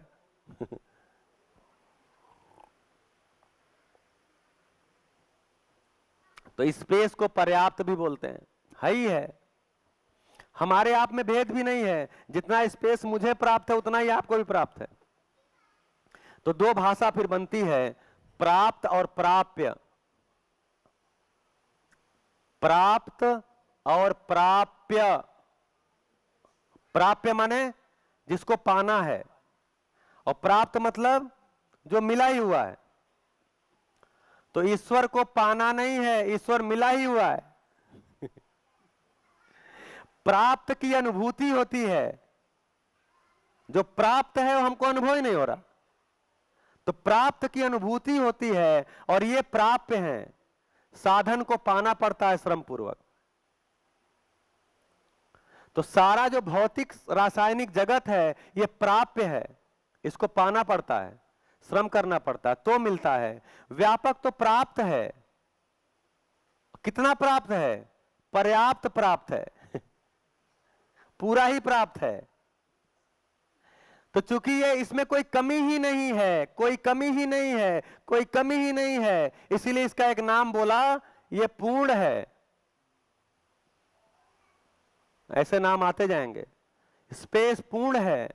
चूंकि स्पेस में ही मैं डूबा भीगा घिरा हूं, इसलिए मैं भी पूर्णता चाहता हूं। पूर्णता ही मेरी प्यास है।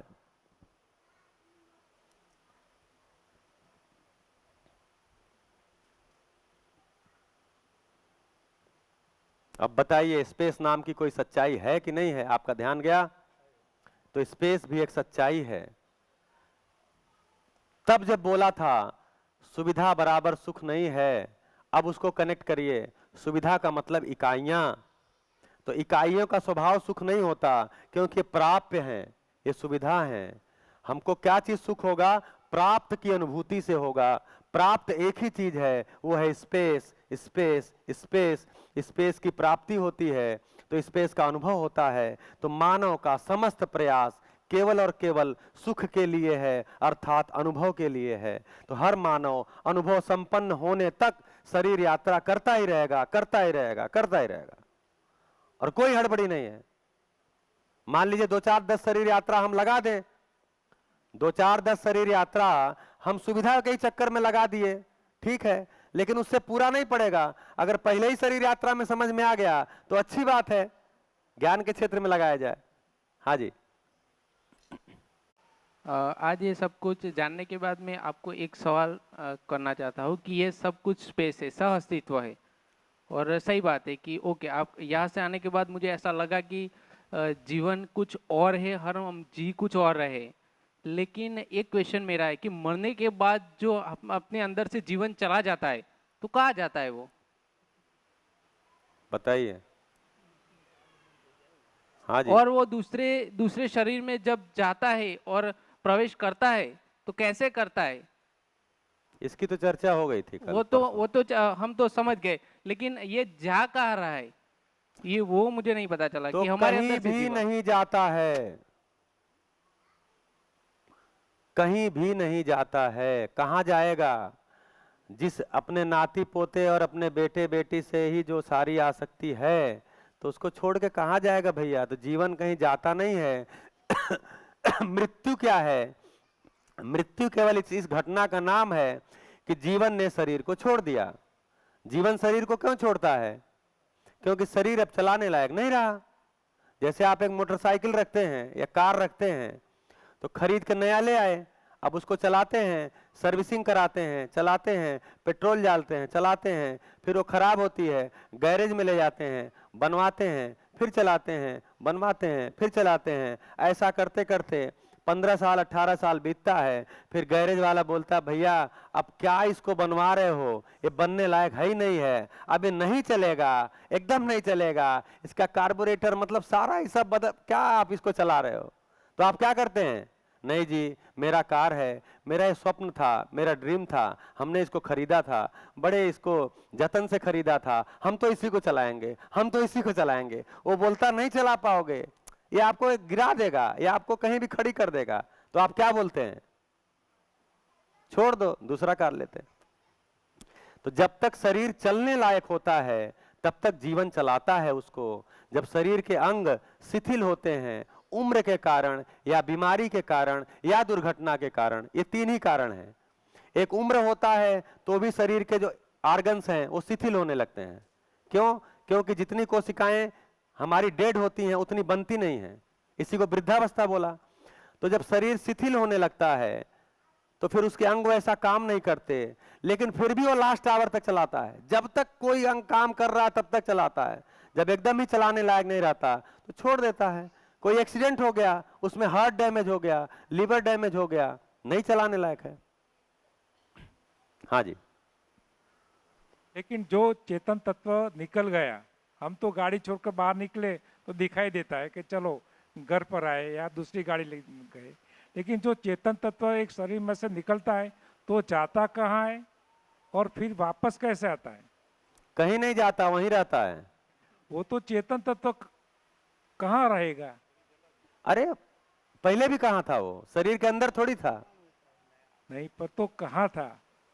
वो शरीर के साथ साथ ही था, शरीर के अंदर नहीं रहता है कहीं। वो उस दिन चर्चा हुई थी कि शरीर में जो मेधस है, ब्रेन है, उस ब्रेन के थ्रू शरीर को संचालित करता है, संकेतों के माध्यम से, तरंगों के माध्यम से, भाव के माध्यम से। शरीर के अंदर नहीं होता वो। यहाँ एक चित्र बनाए थे। એની તો વાત છે, પછી શું થાય?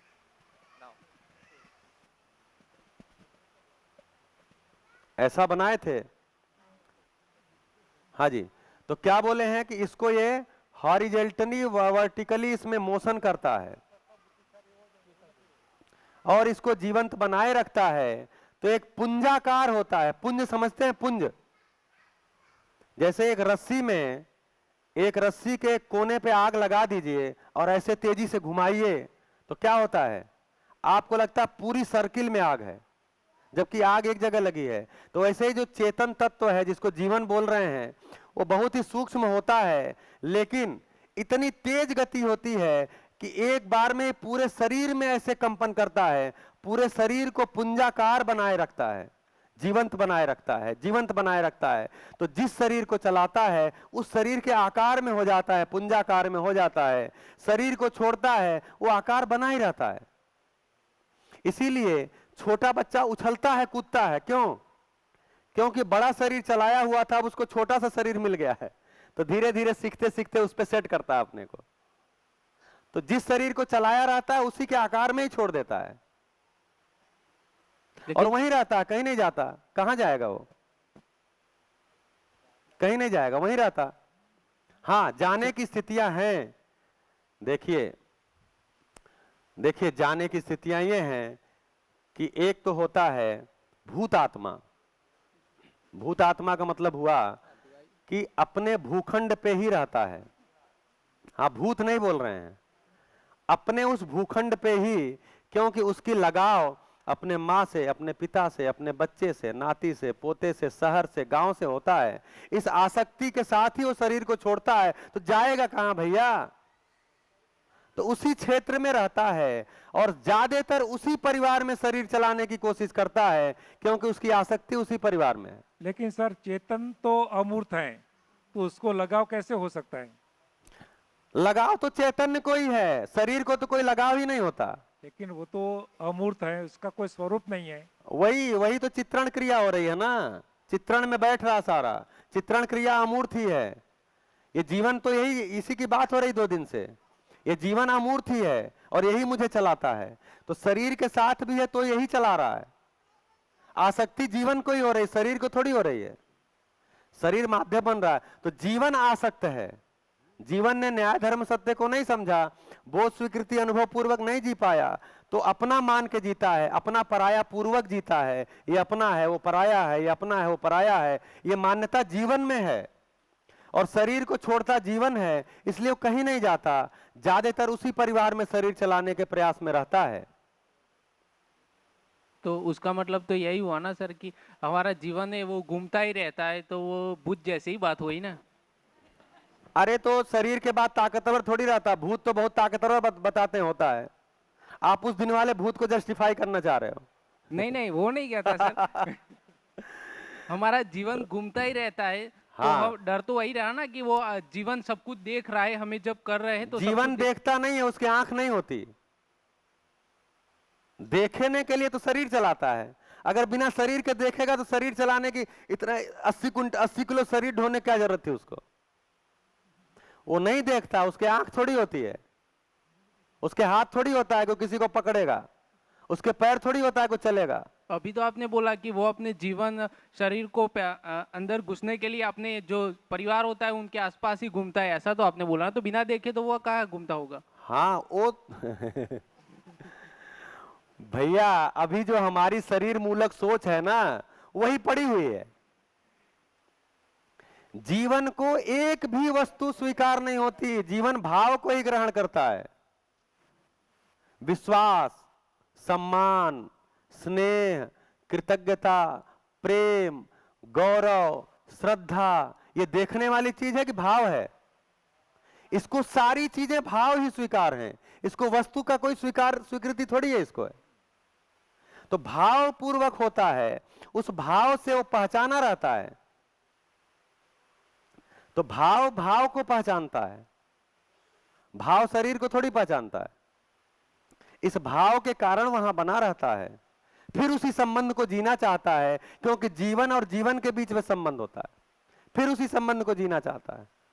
अगर हमने अपने को अपग्रेड कर लिया, अपना पराया से मुक्त हो गए, तब आपकी मर्जी, आपका बिल्कुल फ्लाइट तैयार है, जहां चाहने जाए चाहे वहां जाए। मतलब इस धरती को छोड़ के दूसरी धरती पे जा सकते हैं, इस राज्य को छोड़ के दूसरे। लेकिन आप अपने को अपग्रेड किए होंगे तो, अपना पराया से मुक्त हुए होंगे तो, बोध स्वीकृति पूर्वक अनुभव संपन्न हुए होंगे तो, प्रेम नाम का भाव आपके अंदर आया होगा तो, मतलब आप अपने अंदर प्रेम को पहचाने होंगे तो, आपको ब्रह्मांड धरती अपना पराया से मुक्त हो गए होंगे तो आप कहीं भी जा सकते हैं। जा भी सकते हैं, भाषा नहीं है, क्योंकि जीवन का प्रभाव असीम है, अनंत है। जितना जितना हम अनुभव कर लेते हैं, अनुभव व्यापक का करेंगे तो व्यापक का अनुभव करेंगे तो हम व्यापक ही तो हो जाएंगे ना, मतलब व्यापक के लक्षणों को पा जाएंगे, मतलब मैं भी असीम ही हो जाऊंगा। फिर जाना आना मतलब नहीं है, सब चीज का अनुभव मेरे पास ही है। हाँ, लेकिन सर ये एक अनुमान ही है ना, उसमें कोई नियम या सच्चाई या कोई विज्ञान तो नहीं है ना। हाँ, मतलब अभी जो मैं अनुमान है। हाँ, मुझे तो ये लग रहा है कि जितनी बात मैं कर रहा हूँ नियम पूर्वक ही कर रहा हूँ। देखिए, नियम को कहीं तक पहचानते हैं, उसके बाद तर्क बताता है कि इसके आगे ऐसा ही होगा। जैसे परमाणु के बारे में चर्चा किया कि परमाणु के बारे में किसी नियम को पहचाना, उसके बाद तर्क लगा के कैलकुलेशन शुरू कर दिया। तो एक नियम पूर्वक ही हम इसकी बात किए हैं 1.5-2 दिन। उस नियम को पहचानते हुए, व्यापक को पहचानते हुए अनुमान क्या बनता है, तर्क तो यही बनता है। जब अनुभव संपन्न हो जाएंगे तब तर्क भी तृप्त हो जाएगा, तो उसी को बोले समझ पूर्वक जीने लगे, समझ हो गया। अभी तक मेरे पास जो मान्यता है उसमें तो कोई तर्क नहीं है, अभी तक जो मैं मान के जिया हूं उसमें तो तर्क भी नहीं है।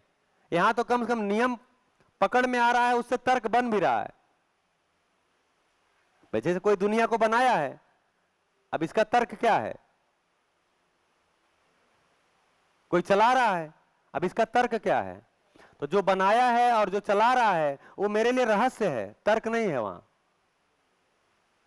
लेकिन नियम से है, तो मैं क्यों कह रहा हूं अब तर्क जाता है, क्योंकि मेरे आसपास, हाँ भैया नमस्ते, आपको बोल रहे हैं, तो मेरे आसपास जो कुछ भी है वो नियम पूर्वक घटते दिखता है। इसका मतलब नियम है, नियम है, नियम है।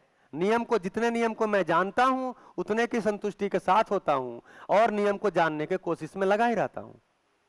इसका मतलब नियम है, नियम है, तर्क बनता है।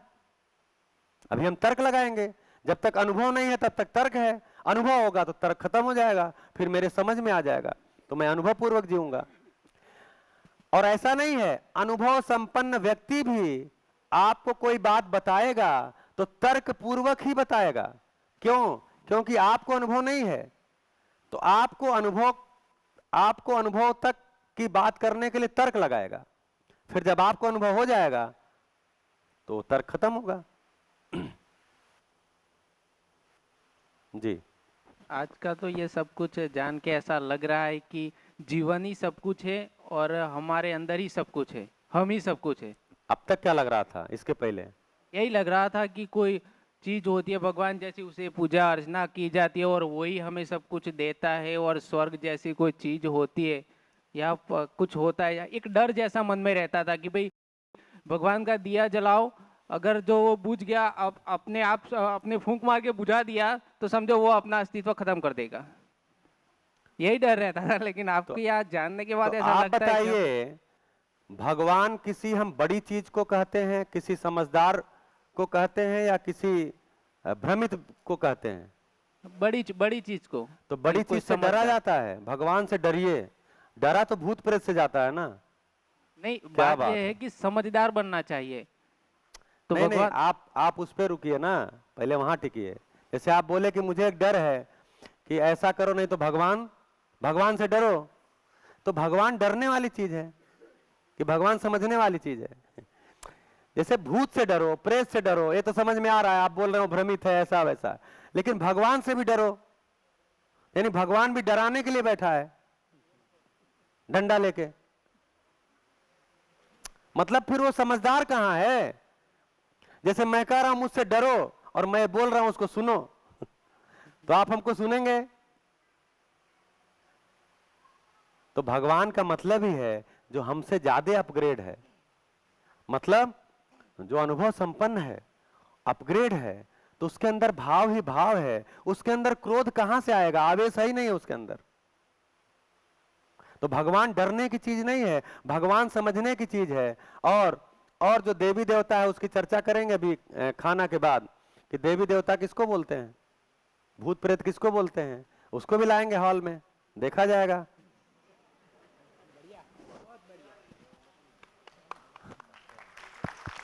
हेलो हेलो, हाँ जी, कहां पर? यहाँ पे। हाँ, आपको कब से क्रोध नहीं आया? हाँ, आप हमको ही जांचिए। हमको तो बढ़िया। अभी तक आ रहा था, लेकिन आपको हम देख रहे हैं कि आपको मीन्स सर्वसंपन्न हो गए ऐसा हम मानते हैं, अनुमान करते हैं। तो हाँ। आपको कब से क्रोध नहीं आया? अब कब भैया, तक क्रोध आया था? अब कैलेंडर में हमने टिक तो नहीं लगाया है। फिर भी हम डेट नहीं देखना चाहते या समय नहीं देखना चाहते, लेकिन जो है वो बताइए, आपको हकीकत देखना चाहते हैं। देखिए, क्रोध जब तक अनुभव संपन्नता नहीं होती है तब तक क्रोध आने की संभावना है, लेकिन होता क्या है, घटना परिवर्तन क्या हो जाता है। एक समय ऐसा था कि क्रोध आ गया तो 3-4 दिन बना ही रहता था, मतलब बात ही नहीं करना है। जिस आदमी से आया, जिस व्यवस्था से आया, छोड़ो इसको, जिंदगी भर बात नहीं करेंगे, जाने दो। धीरे धीरे क्या होता है, जैसे जैसे समझ आती है तो क्रोध का अंतराल घटता है। अभी क्या हो गया है, मतलब मेरी स्थिति पूछेंगे तो मेरा क्या हो गया है, किसी घटना को देख करके अगर कहीं आवेश आया भी तो झट से चला भी जाता है। अच्छा, ये नियम है इसका, छोड़ो जाने दो। तो नियम जितना पकड़ में आएगा, तो मैं ये देखता हूं कि अगर कभी आवेश आया तो तत्क्षण जाता है, बना नहीं रहता। इतना तो करेक्शन मेरे में हुआ है जिसको मैं बता सकता हूं। यानी फ्यूचर में संभावना है? और क्या, वो तो पता ही है कि अनुभव संपन्नता के बाद आवेश मुक्ति हो। देखिए, या तो भाव होगा या तो आवेश होगा। अगर भाव पूरा नहीं है, अभाव है, तो आवेश है। मतलब मैं आज 6वां दिन है, तो 6वें दिन में मुझे तो आपसे गुस्सा नहीं आया। क्यों नहीं आया? जबकि आप पता नहीं कहां कहां से प्रश्न कर ही रहे हो कुछ न कुछ। क्यों? क्योंकि हमको पता है, नियम क्या पता है कि मेरे पास कोई सूचना है और उस सूचना को मैं रख रहा हूं, और उस सूचना को मैंने पिछले 10 सालों में जांचा है, जी के भी देखा है। उससे मुझे जो तृप्ति मिली है और आगे की और तृप्ति की संभावना भी, अनुमान भी लग गया है, उस सूचना को मैं आपके सामने रख रहा हूं। तो अगर सूचना को मैं आपके सामने रख रहा हूं तो उस सूचना को समझने की आपकी जिम्मेदारी है, तो सूचना को आप तक सही पहुंच जाए, उसके पहुंचाने की जिम्मेदारी मेरी है। तो मैं इस जिम्मेदारी के साथ खड़ा हूं। तो आवेश कोई है ही नहीं है। क्या आवेश है? हाँ, अगर मैं नौकरी कर रहा होता आपको ज्ञान होना हो, हमसे क्या मतलब है? मतलब कंटेंट भी हमारा नहीं है। नौकरी करते हैं तो क्या है, वो किताब में लिखा है, पढ़ लीजिए।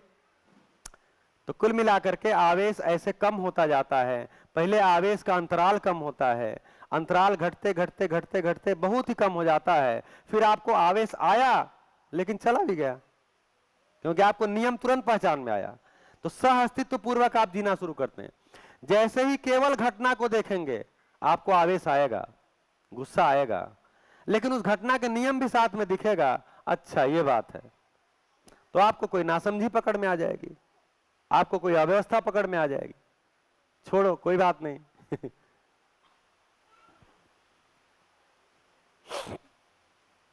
हेलो। हाँ जी।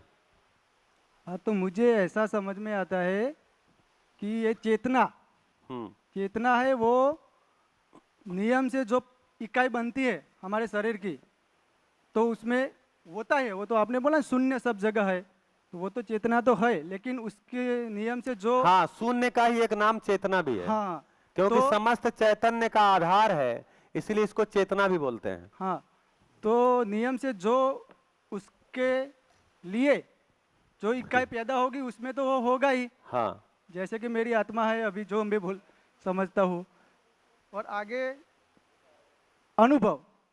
अब मेरे ये इकाई ये शरीर में रहकर जो मेरी आत्मा दोनों साथ साथ में है, तो मुझे जो अनुभव होगा वो उसमें रहेगा, वो शून्य में है। यानी कि ये तो जो अनुभव नहीं होगा, चेतना का ही अनुभव होगा। चेतना का ही होगा, बराबर। तो मैं समझ रहा हूँ बात कि जितनी मैं समझता हूँ वो मेरी आत्मा है, मैं खुद हूँ, शून्य में सर्वव्यापक हूँ। और जो मुझसे ज़्यादा समझता है वो पहचान जाते हैं आप। हाँ, बढ़िया। वो भी एक आत्मा है और हमारे से पर, यानी कि कुछ ज़्यादा है, बस। बड़ी है। बड़ी मतलब समझ में थोड़ा हाँ, आगे। समझ में ही। चेतना बढ़िया। मतलब जीवन मतलब समझ। हाँ, तो हमें बढ़िया। हमारा धर्म क्या बनता है, तो इस धरती पर सबसे होशियार, यानी कि आपने बोला सबसे बढ़िया मानव है, और मानव के पास बुद्धि है, तो मानव को वो सब समझता है, तो उसका अब क्या फर्ज बनता है कि जो भी है वो पेड़ पौधे पशु पंखी वो भोगता है, वो भी भोगते हैं, लेकिन वो उत्पादन नहीं कर सकते, कि उसको बना नहीं रखते। हम ही ऐसे प्राणी हैं कि उसका विवेक पूर्वक उपयोग करें और भविष्य के लिए सोच सके, इसलिए हमें नहीं, वही नहीं, बनता है नहीं, यहाँ धर्म पे हमारा। थोड़ा सा करेक्शन है, क्योंकि आप आगे बढ़ जाएगा तो करेक्शन नहीं होगा। मेरे अलावा, मानव के अलावा जो है वो नियम पूर्वक पालन करते ही हैं। सही बात। हाँ, कर सकते हैं ऐसा भाव, मतलब वो नियम पूर्वक ही होते हैं। हाँ, तो वो तो नियम पूर्वक रहते ही है, जी। लेकिन हम नहीं रहते, तो हमें अब क्या करना है, हमें समझ। ऐसे समझना है, ऐसे नियम बनाना है कि बस। हम कैसे नियम पूर्वक रह सके, उसको समझ कर। नियम बनाना है भी भाषा ठीक नहीं है, नियम है उसको समझना है। नियम है उसे समझना है और उस बहुत अच्छा, बहुत तरह बढ़िया, रहना है। बहुत बढ़िया, बहुत अच्छा। भैया जी। आपने बीच में बात करते वक्त एक कहा कि एक ये भाग्य है, तो भाग्य क्या है?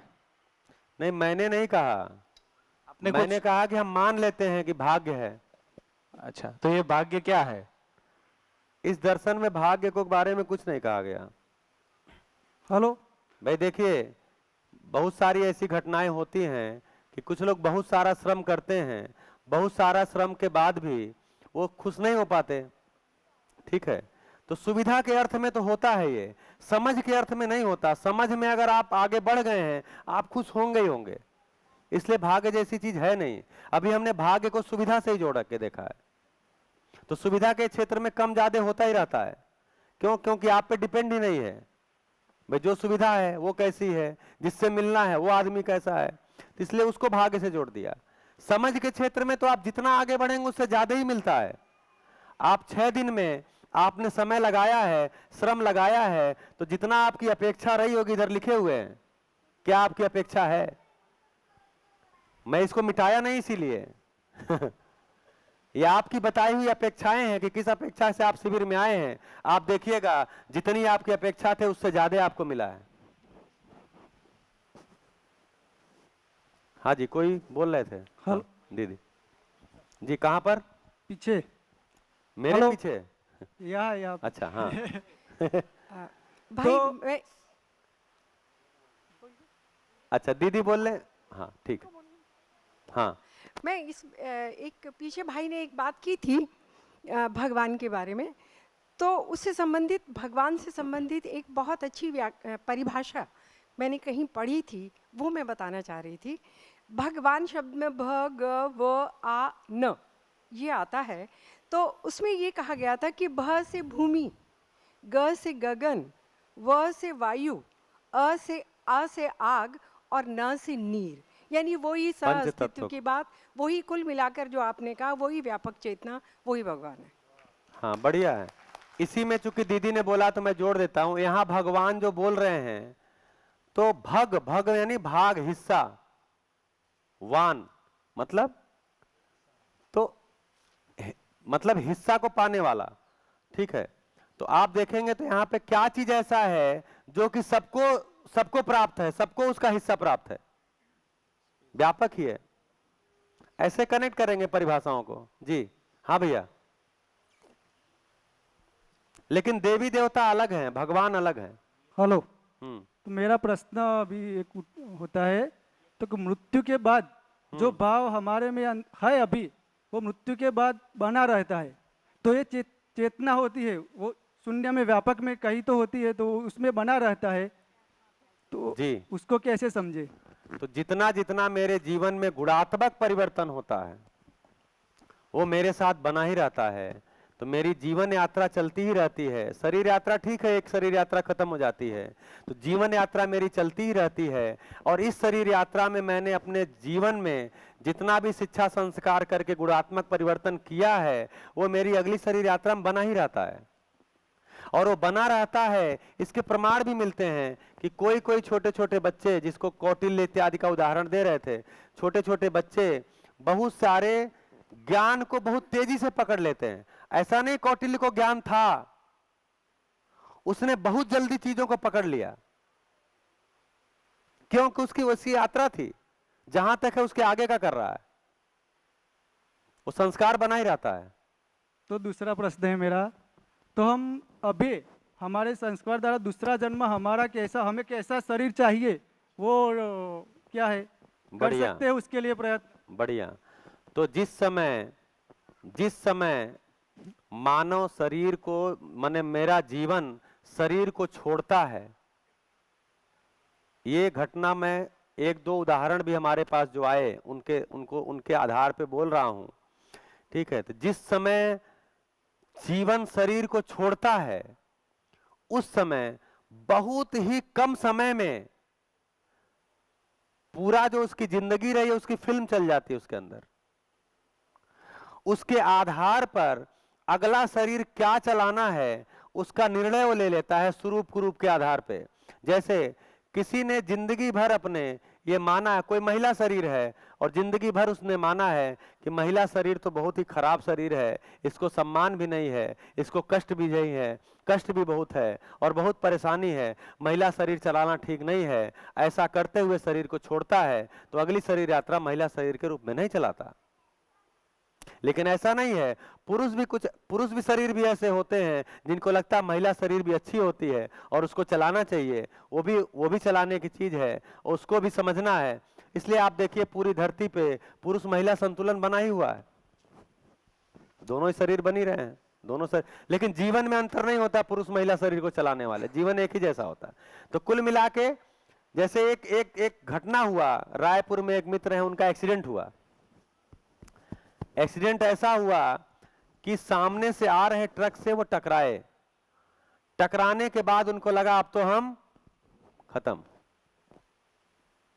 मतलब देखिए, मृत्यु के पहले आप बेहोश हो जाते हैं, फिर मृत्यु होती है।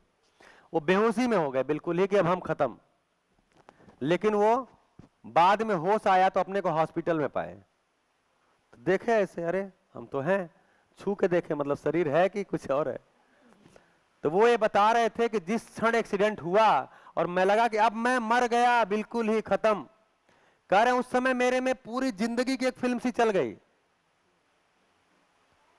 क्या क्या अच्छा किया, क्या क्या बुरा किया, तो उसमें कैसा शरीर हमको चाहिए। तो उसी क्षण वो तय होकर फिर शरीर को छोड़ता है, क्योंकि शरीर छोड़ने के बाद निर्णय नहीं होता, शरीर छोड़ते वक्त ही निर्णय होता है। चाहे मृत्यु एकाएक हो तब भी वो सेकंडों में होता है, क्योंकि जिंदगी में आप इतना थोड़ी काम किए रहते हैं एक जिंदगी में आप इतना सारा काम नहीं किए रहते हैं, निष्कर्ष रूप में 2 ही 4 काम किए रहते हैं, वो निष्कर्ष आप में आ जाता है। ये भी आपके लिए तर्क ही है, मैं जब आपको कह रहा हूं ये तर्क ही है, तर्क पूर्वक कह रहा हूं, क्योंकि अभी मैं इस शरीर यात्रा में तो शरीर को छोड़ा नहीं हूं कि मैं बताऊं। लेकिन जो घटना आई है और जो ये कंटेंट कहता है, जो कंटेंट को, जो इस कंटेंट को दिए हैं ऑलरेडी नागराज जी, वो अनुभव संपन्न व्यक्ति थे, जागृत मानव थे। उन्होंने जो कहा है उन्होंने कहा है मैं जो कह रहा हूं इसको आप जांचिएगा, ये मत मान लीजिए मैंने कहा है तो सही है। तो उन्होंने जो कहा और एक दो लोगों जिनके साथ घटना हुई उन्होंने ऐसा बताया, तो उससे तर्क बनता है कि शरीर के साथ ही निर्णय हो जाता है अगले शरीर यात्रा का। जी माइक भैया को दीजिए। हाँ जी,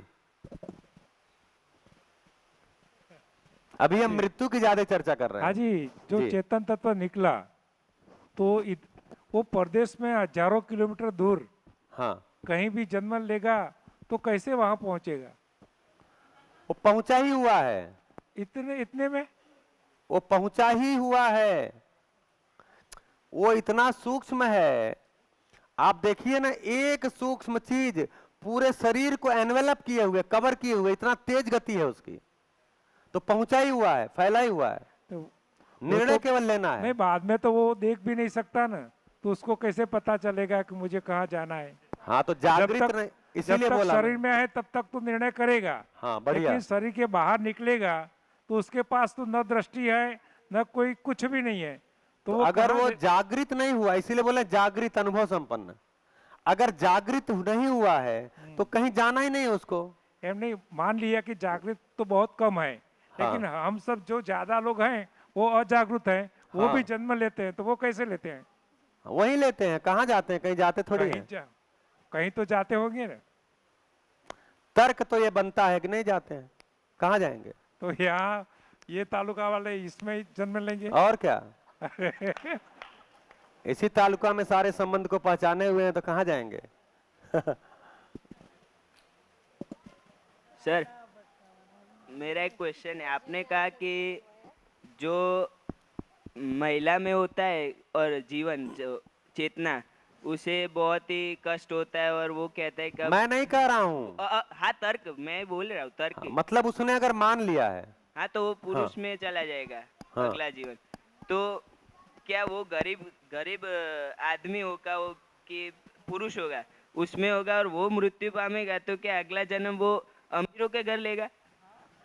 अरे अमीर के घर आप निर्णय जैसा करोगे। देखो, आप गरीब हो अमीर हो, आपकी आसक्ति आपके परिवार में रहती है। हाँ जी, सुन रहे हो क्या बोला मैंने? आपका ध्यान प्रश्न पे रहता, उत्तर पे रहता नहीं है। तो क्या है, मैंने क्या बोला? मेरी आसक्ति, देखो जीवन क्या है? जीवन को भाव स्वीकार है, और जो भाव स्वीकार है वो मेरे मित्र, मेरे परिवार, मेरे संबंधियों में ही है। तो गरीब अमीर का सवाल ही नहीं है। मैंने शरीर के आधार पे ज्यादातर संबंध को पहचाने हुए हैं, तो ज्यादा संभावना उस परिवार में ही है, अड़ोस पड़ोस में है। कहां जाएंगे? भाव तो वही है ना। उस भाव के, जीवन में भाव ही होता है। जीवन में अमीर गरीब कुछ होता ही नहीं है, जीवन में भाव होता है। भाव जिसके साथ मैच करता है वहीं पे शरीर को चलाना शुरू कर देते हैं। हाँ जी, आप इतना डर क्यों रहे हो? जिसके साथ भाव जुड़ा है वो तो मर्यादित लोग हैं ना। हाँ, परिवार के लोग हैं। हाँ, तो परिवार में जन्म, और क्या? ज्यादा संभावना, तर्क यही बन रहा है, ज्यादा संभावना परिवार में है, नियम तो नहीं है। हाँ, मतलब देख लीजिए, अपने परिवार में बोलते हैं देखो जी ये तो अपने बिल्कुल बाबा जैसा ही आचरण कर रहा है। हाँ जी, होता है कि नहीं होता है? हाँ, अभी आपने बताया कि जीवन को शरीर से कुछ लेन देन नहीं है, कि भाई गरीब अमीर वो तो शरीर को है, जरूरी है। तो महिला भी ऐसा क्यों सोचेगी कि ये कष्ट मुझे मिला तो ये तो शरीर का है ना, उस जीवन का थोड़ी है। लेकिन महिला शरीर चलाते हुए उसके अंदर चित्रण बन चुका है, मान्यता बन चुकी है। आप सुनते नहीं हो? महिला शरीर चलाते हुए उसके अंदर चित्रण बन चुका है, मतलब उसके भाव जो बन चुका है, जो चित्रण बन चुका है, जो मान्यता बन चुकी है, वो तो साथ में रहती है ना भैया। तो गरीब को भी वैसा ही हुआ ना सर, उसको भी उसको भी कष्ट तो पड़े होंगे गरीब को, उसने भी सोचा होगा मन से, उसमें की मान्यता तो पड़ी होगी। तो ठीक है, तो अमीर घर में ढूंढेगा, इसमें दिक्कत क्या है? भैया सर एक बड़ा सवाल है। हाँ, कि मानव का, देखिए भोजन का संकेत कई बार हो चुका है। मानव का जीवन जहाँ जाता वो मानव बनता है या कोई अलग सृष्टि में जाता है, पशु पक्षी? वही उसकी मर्जी, अगर पशु के चलाने की है तो कर लेगा, उसमें दिक्कत क्या है? अगर हमको लग रहा है मेरे कष्ट का कारण मेरा मानव, शास्त्रों में तो ऐसा लिखा है कि 84 लाख योनि है हाँ और उसमें हमें जाना पड़ता है, तो जी, इसमें तो जी। परिवार भी नहीं रहता। कोई जी। सांप, ज्यादातर तो सांप बनते हैं, तो जो भी पूछते हैं कि आपका पूर्वज तो सांप ठीक बने है, हैं। मतलब जहाँ लिखा है उसका व्याख्या तो वही कर पाएंगे। हाँ तो वही तो मैं शास्त्रों जो कह रहा हूँ कि नहीं है, जीवन जीवन जब अगर जीवन को ये लग रहा है कि मेरे कष्ट का कारण मानव शरीर है, तो अगली शरीर यात्रा का निर्णय ले लेगा पशु शरीर का, नहीं। लेकिन सामान्यतः ऐसा होगा नहीं। नहीं, ज्यादातर लोग बोलते हैं कि मानव ही मानव आत्मा में प्रवेश बस है। वही होगा, ज्यादा संभावना वही लगती है, तो फिर क्योंकि ये- इतनी परफेक्ट शरीर पाके कोई क्यों जाएगा तो imperfect? ये दुनिया की बस्ती बढ़ रही है, उसका मानना कि पशु पंखी भी मानव अवतार में आ रहे हैं। हाँ और क्या, तो और पशु पक्षी जैसा जी रहे हैं, आहार निद्रा भय मैथुन, आहार निद्रा भय मैथुन। मानव की संख्या बढ़ रही है। भैया जी जो सुविधा संपन्न ही पूरी जिंदगी जिया है, तो वो जीवन फिर कैसे, कौन से इसमें जाएगा? और सुविधा संपन्न जीने की कोशिश करेगा। मान लेगा कि जब मान ही लिया है सुविधा में सुख है, तो अगली भी शरीर यात्रा में सुविधा वाला ही ढूंढेगा। वही वो गरीब अमीर बोल रहे थे उसी को। हेलो, हाँ जी, कहाँ पर? पीछे जी वो अंकल ने बोला ना 84 लाख योनि, वो शास्त्रों में लिखा है ऐसा, लेकिन वो काल गणना है, यानी कि उस जो ने लिखा है उसने ऐसा अनुभव किया होगा कि बढ़िया है, वो मतलब- धरती इतनी काल तक जी, चलेगी, जी। तो 84 लाख योनि तक वो तो जो कोई हमारी हमको चेतना ये- बढ़ेगी वो भटकेगी। हाँ, कोई हमको ये बताया था कि शायद ऐसी गणना की गई है कि अभी तक जितने पेड़ पौधे, जितने पशु पक्षी, क्योंकि जहाँ जैसे जैसे एक हिंदू परंपरा में कहा गया कि 84 लाख योनियां होती हैं, तो उसमें पेड़ पौधों में भी चैतन्यता बताई गई। तो बता रहे थे कोई, मतलब मेरा ज्ञान नहीं है ये, कोई ये बता रहा था कि पेड़ पौधे, पशु पक्षी, इन सब की जो वैरायटी है वो मिला के 84 लाख है, उसमें से एक मानव भी है। तो ऐसा बोला जाता है, उन सब से गुजरते हुए हम मानव शरीर को चला रहे हैं। तो मतलब तो कोई बात नहीं, इसमें क्या दिक्कत, अब तो चला रहे हैं ना, तो चला रहे हैं तो बढ़िया खाना खाइए। चलिए नमस्कार, भोजन के बाद मिलते हैं।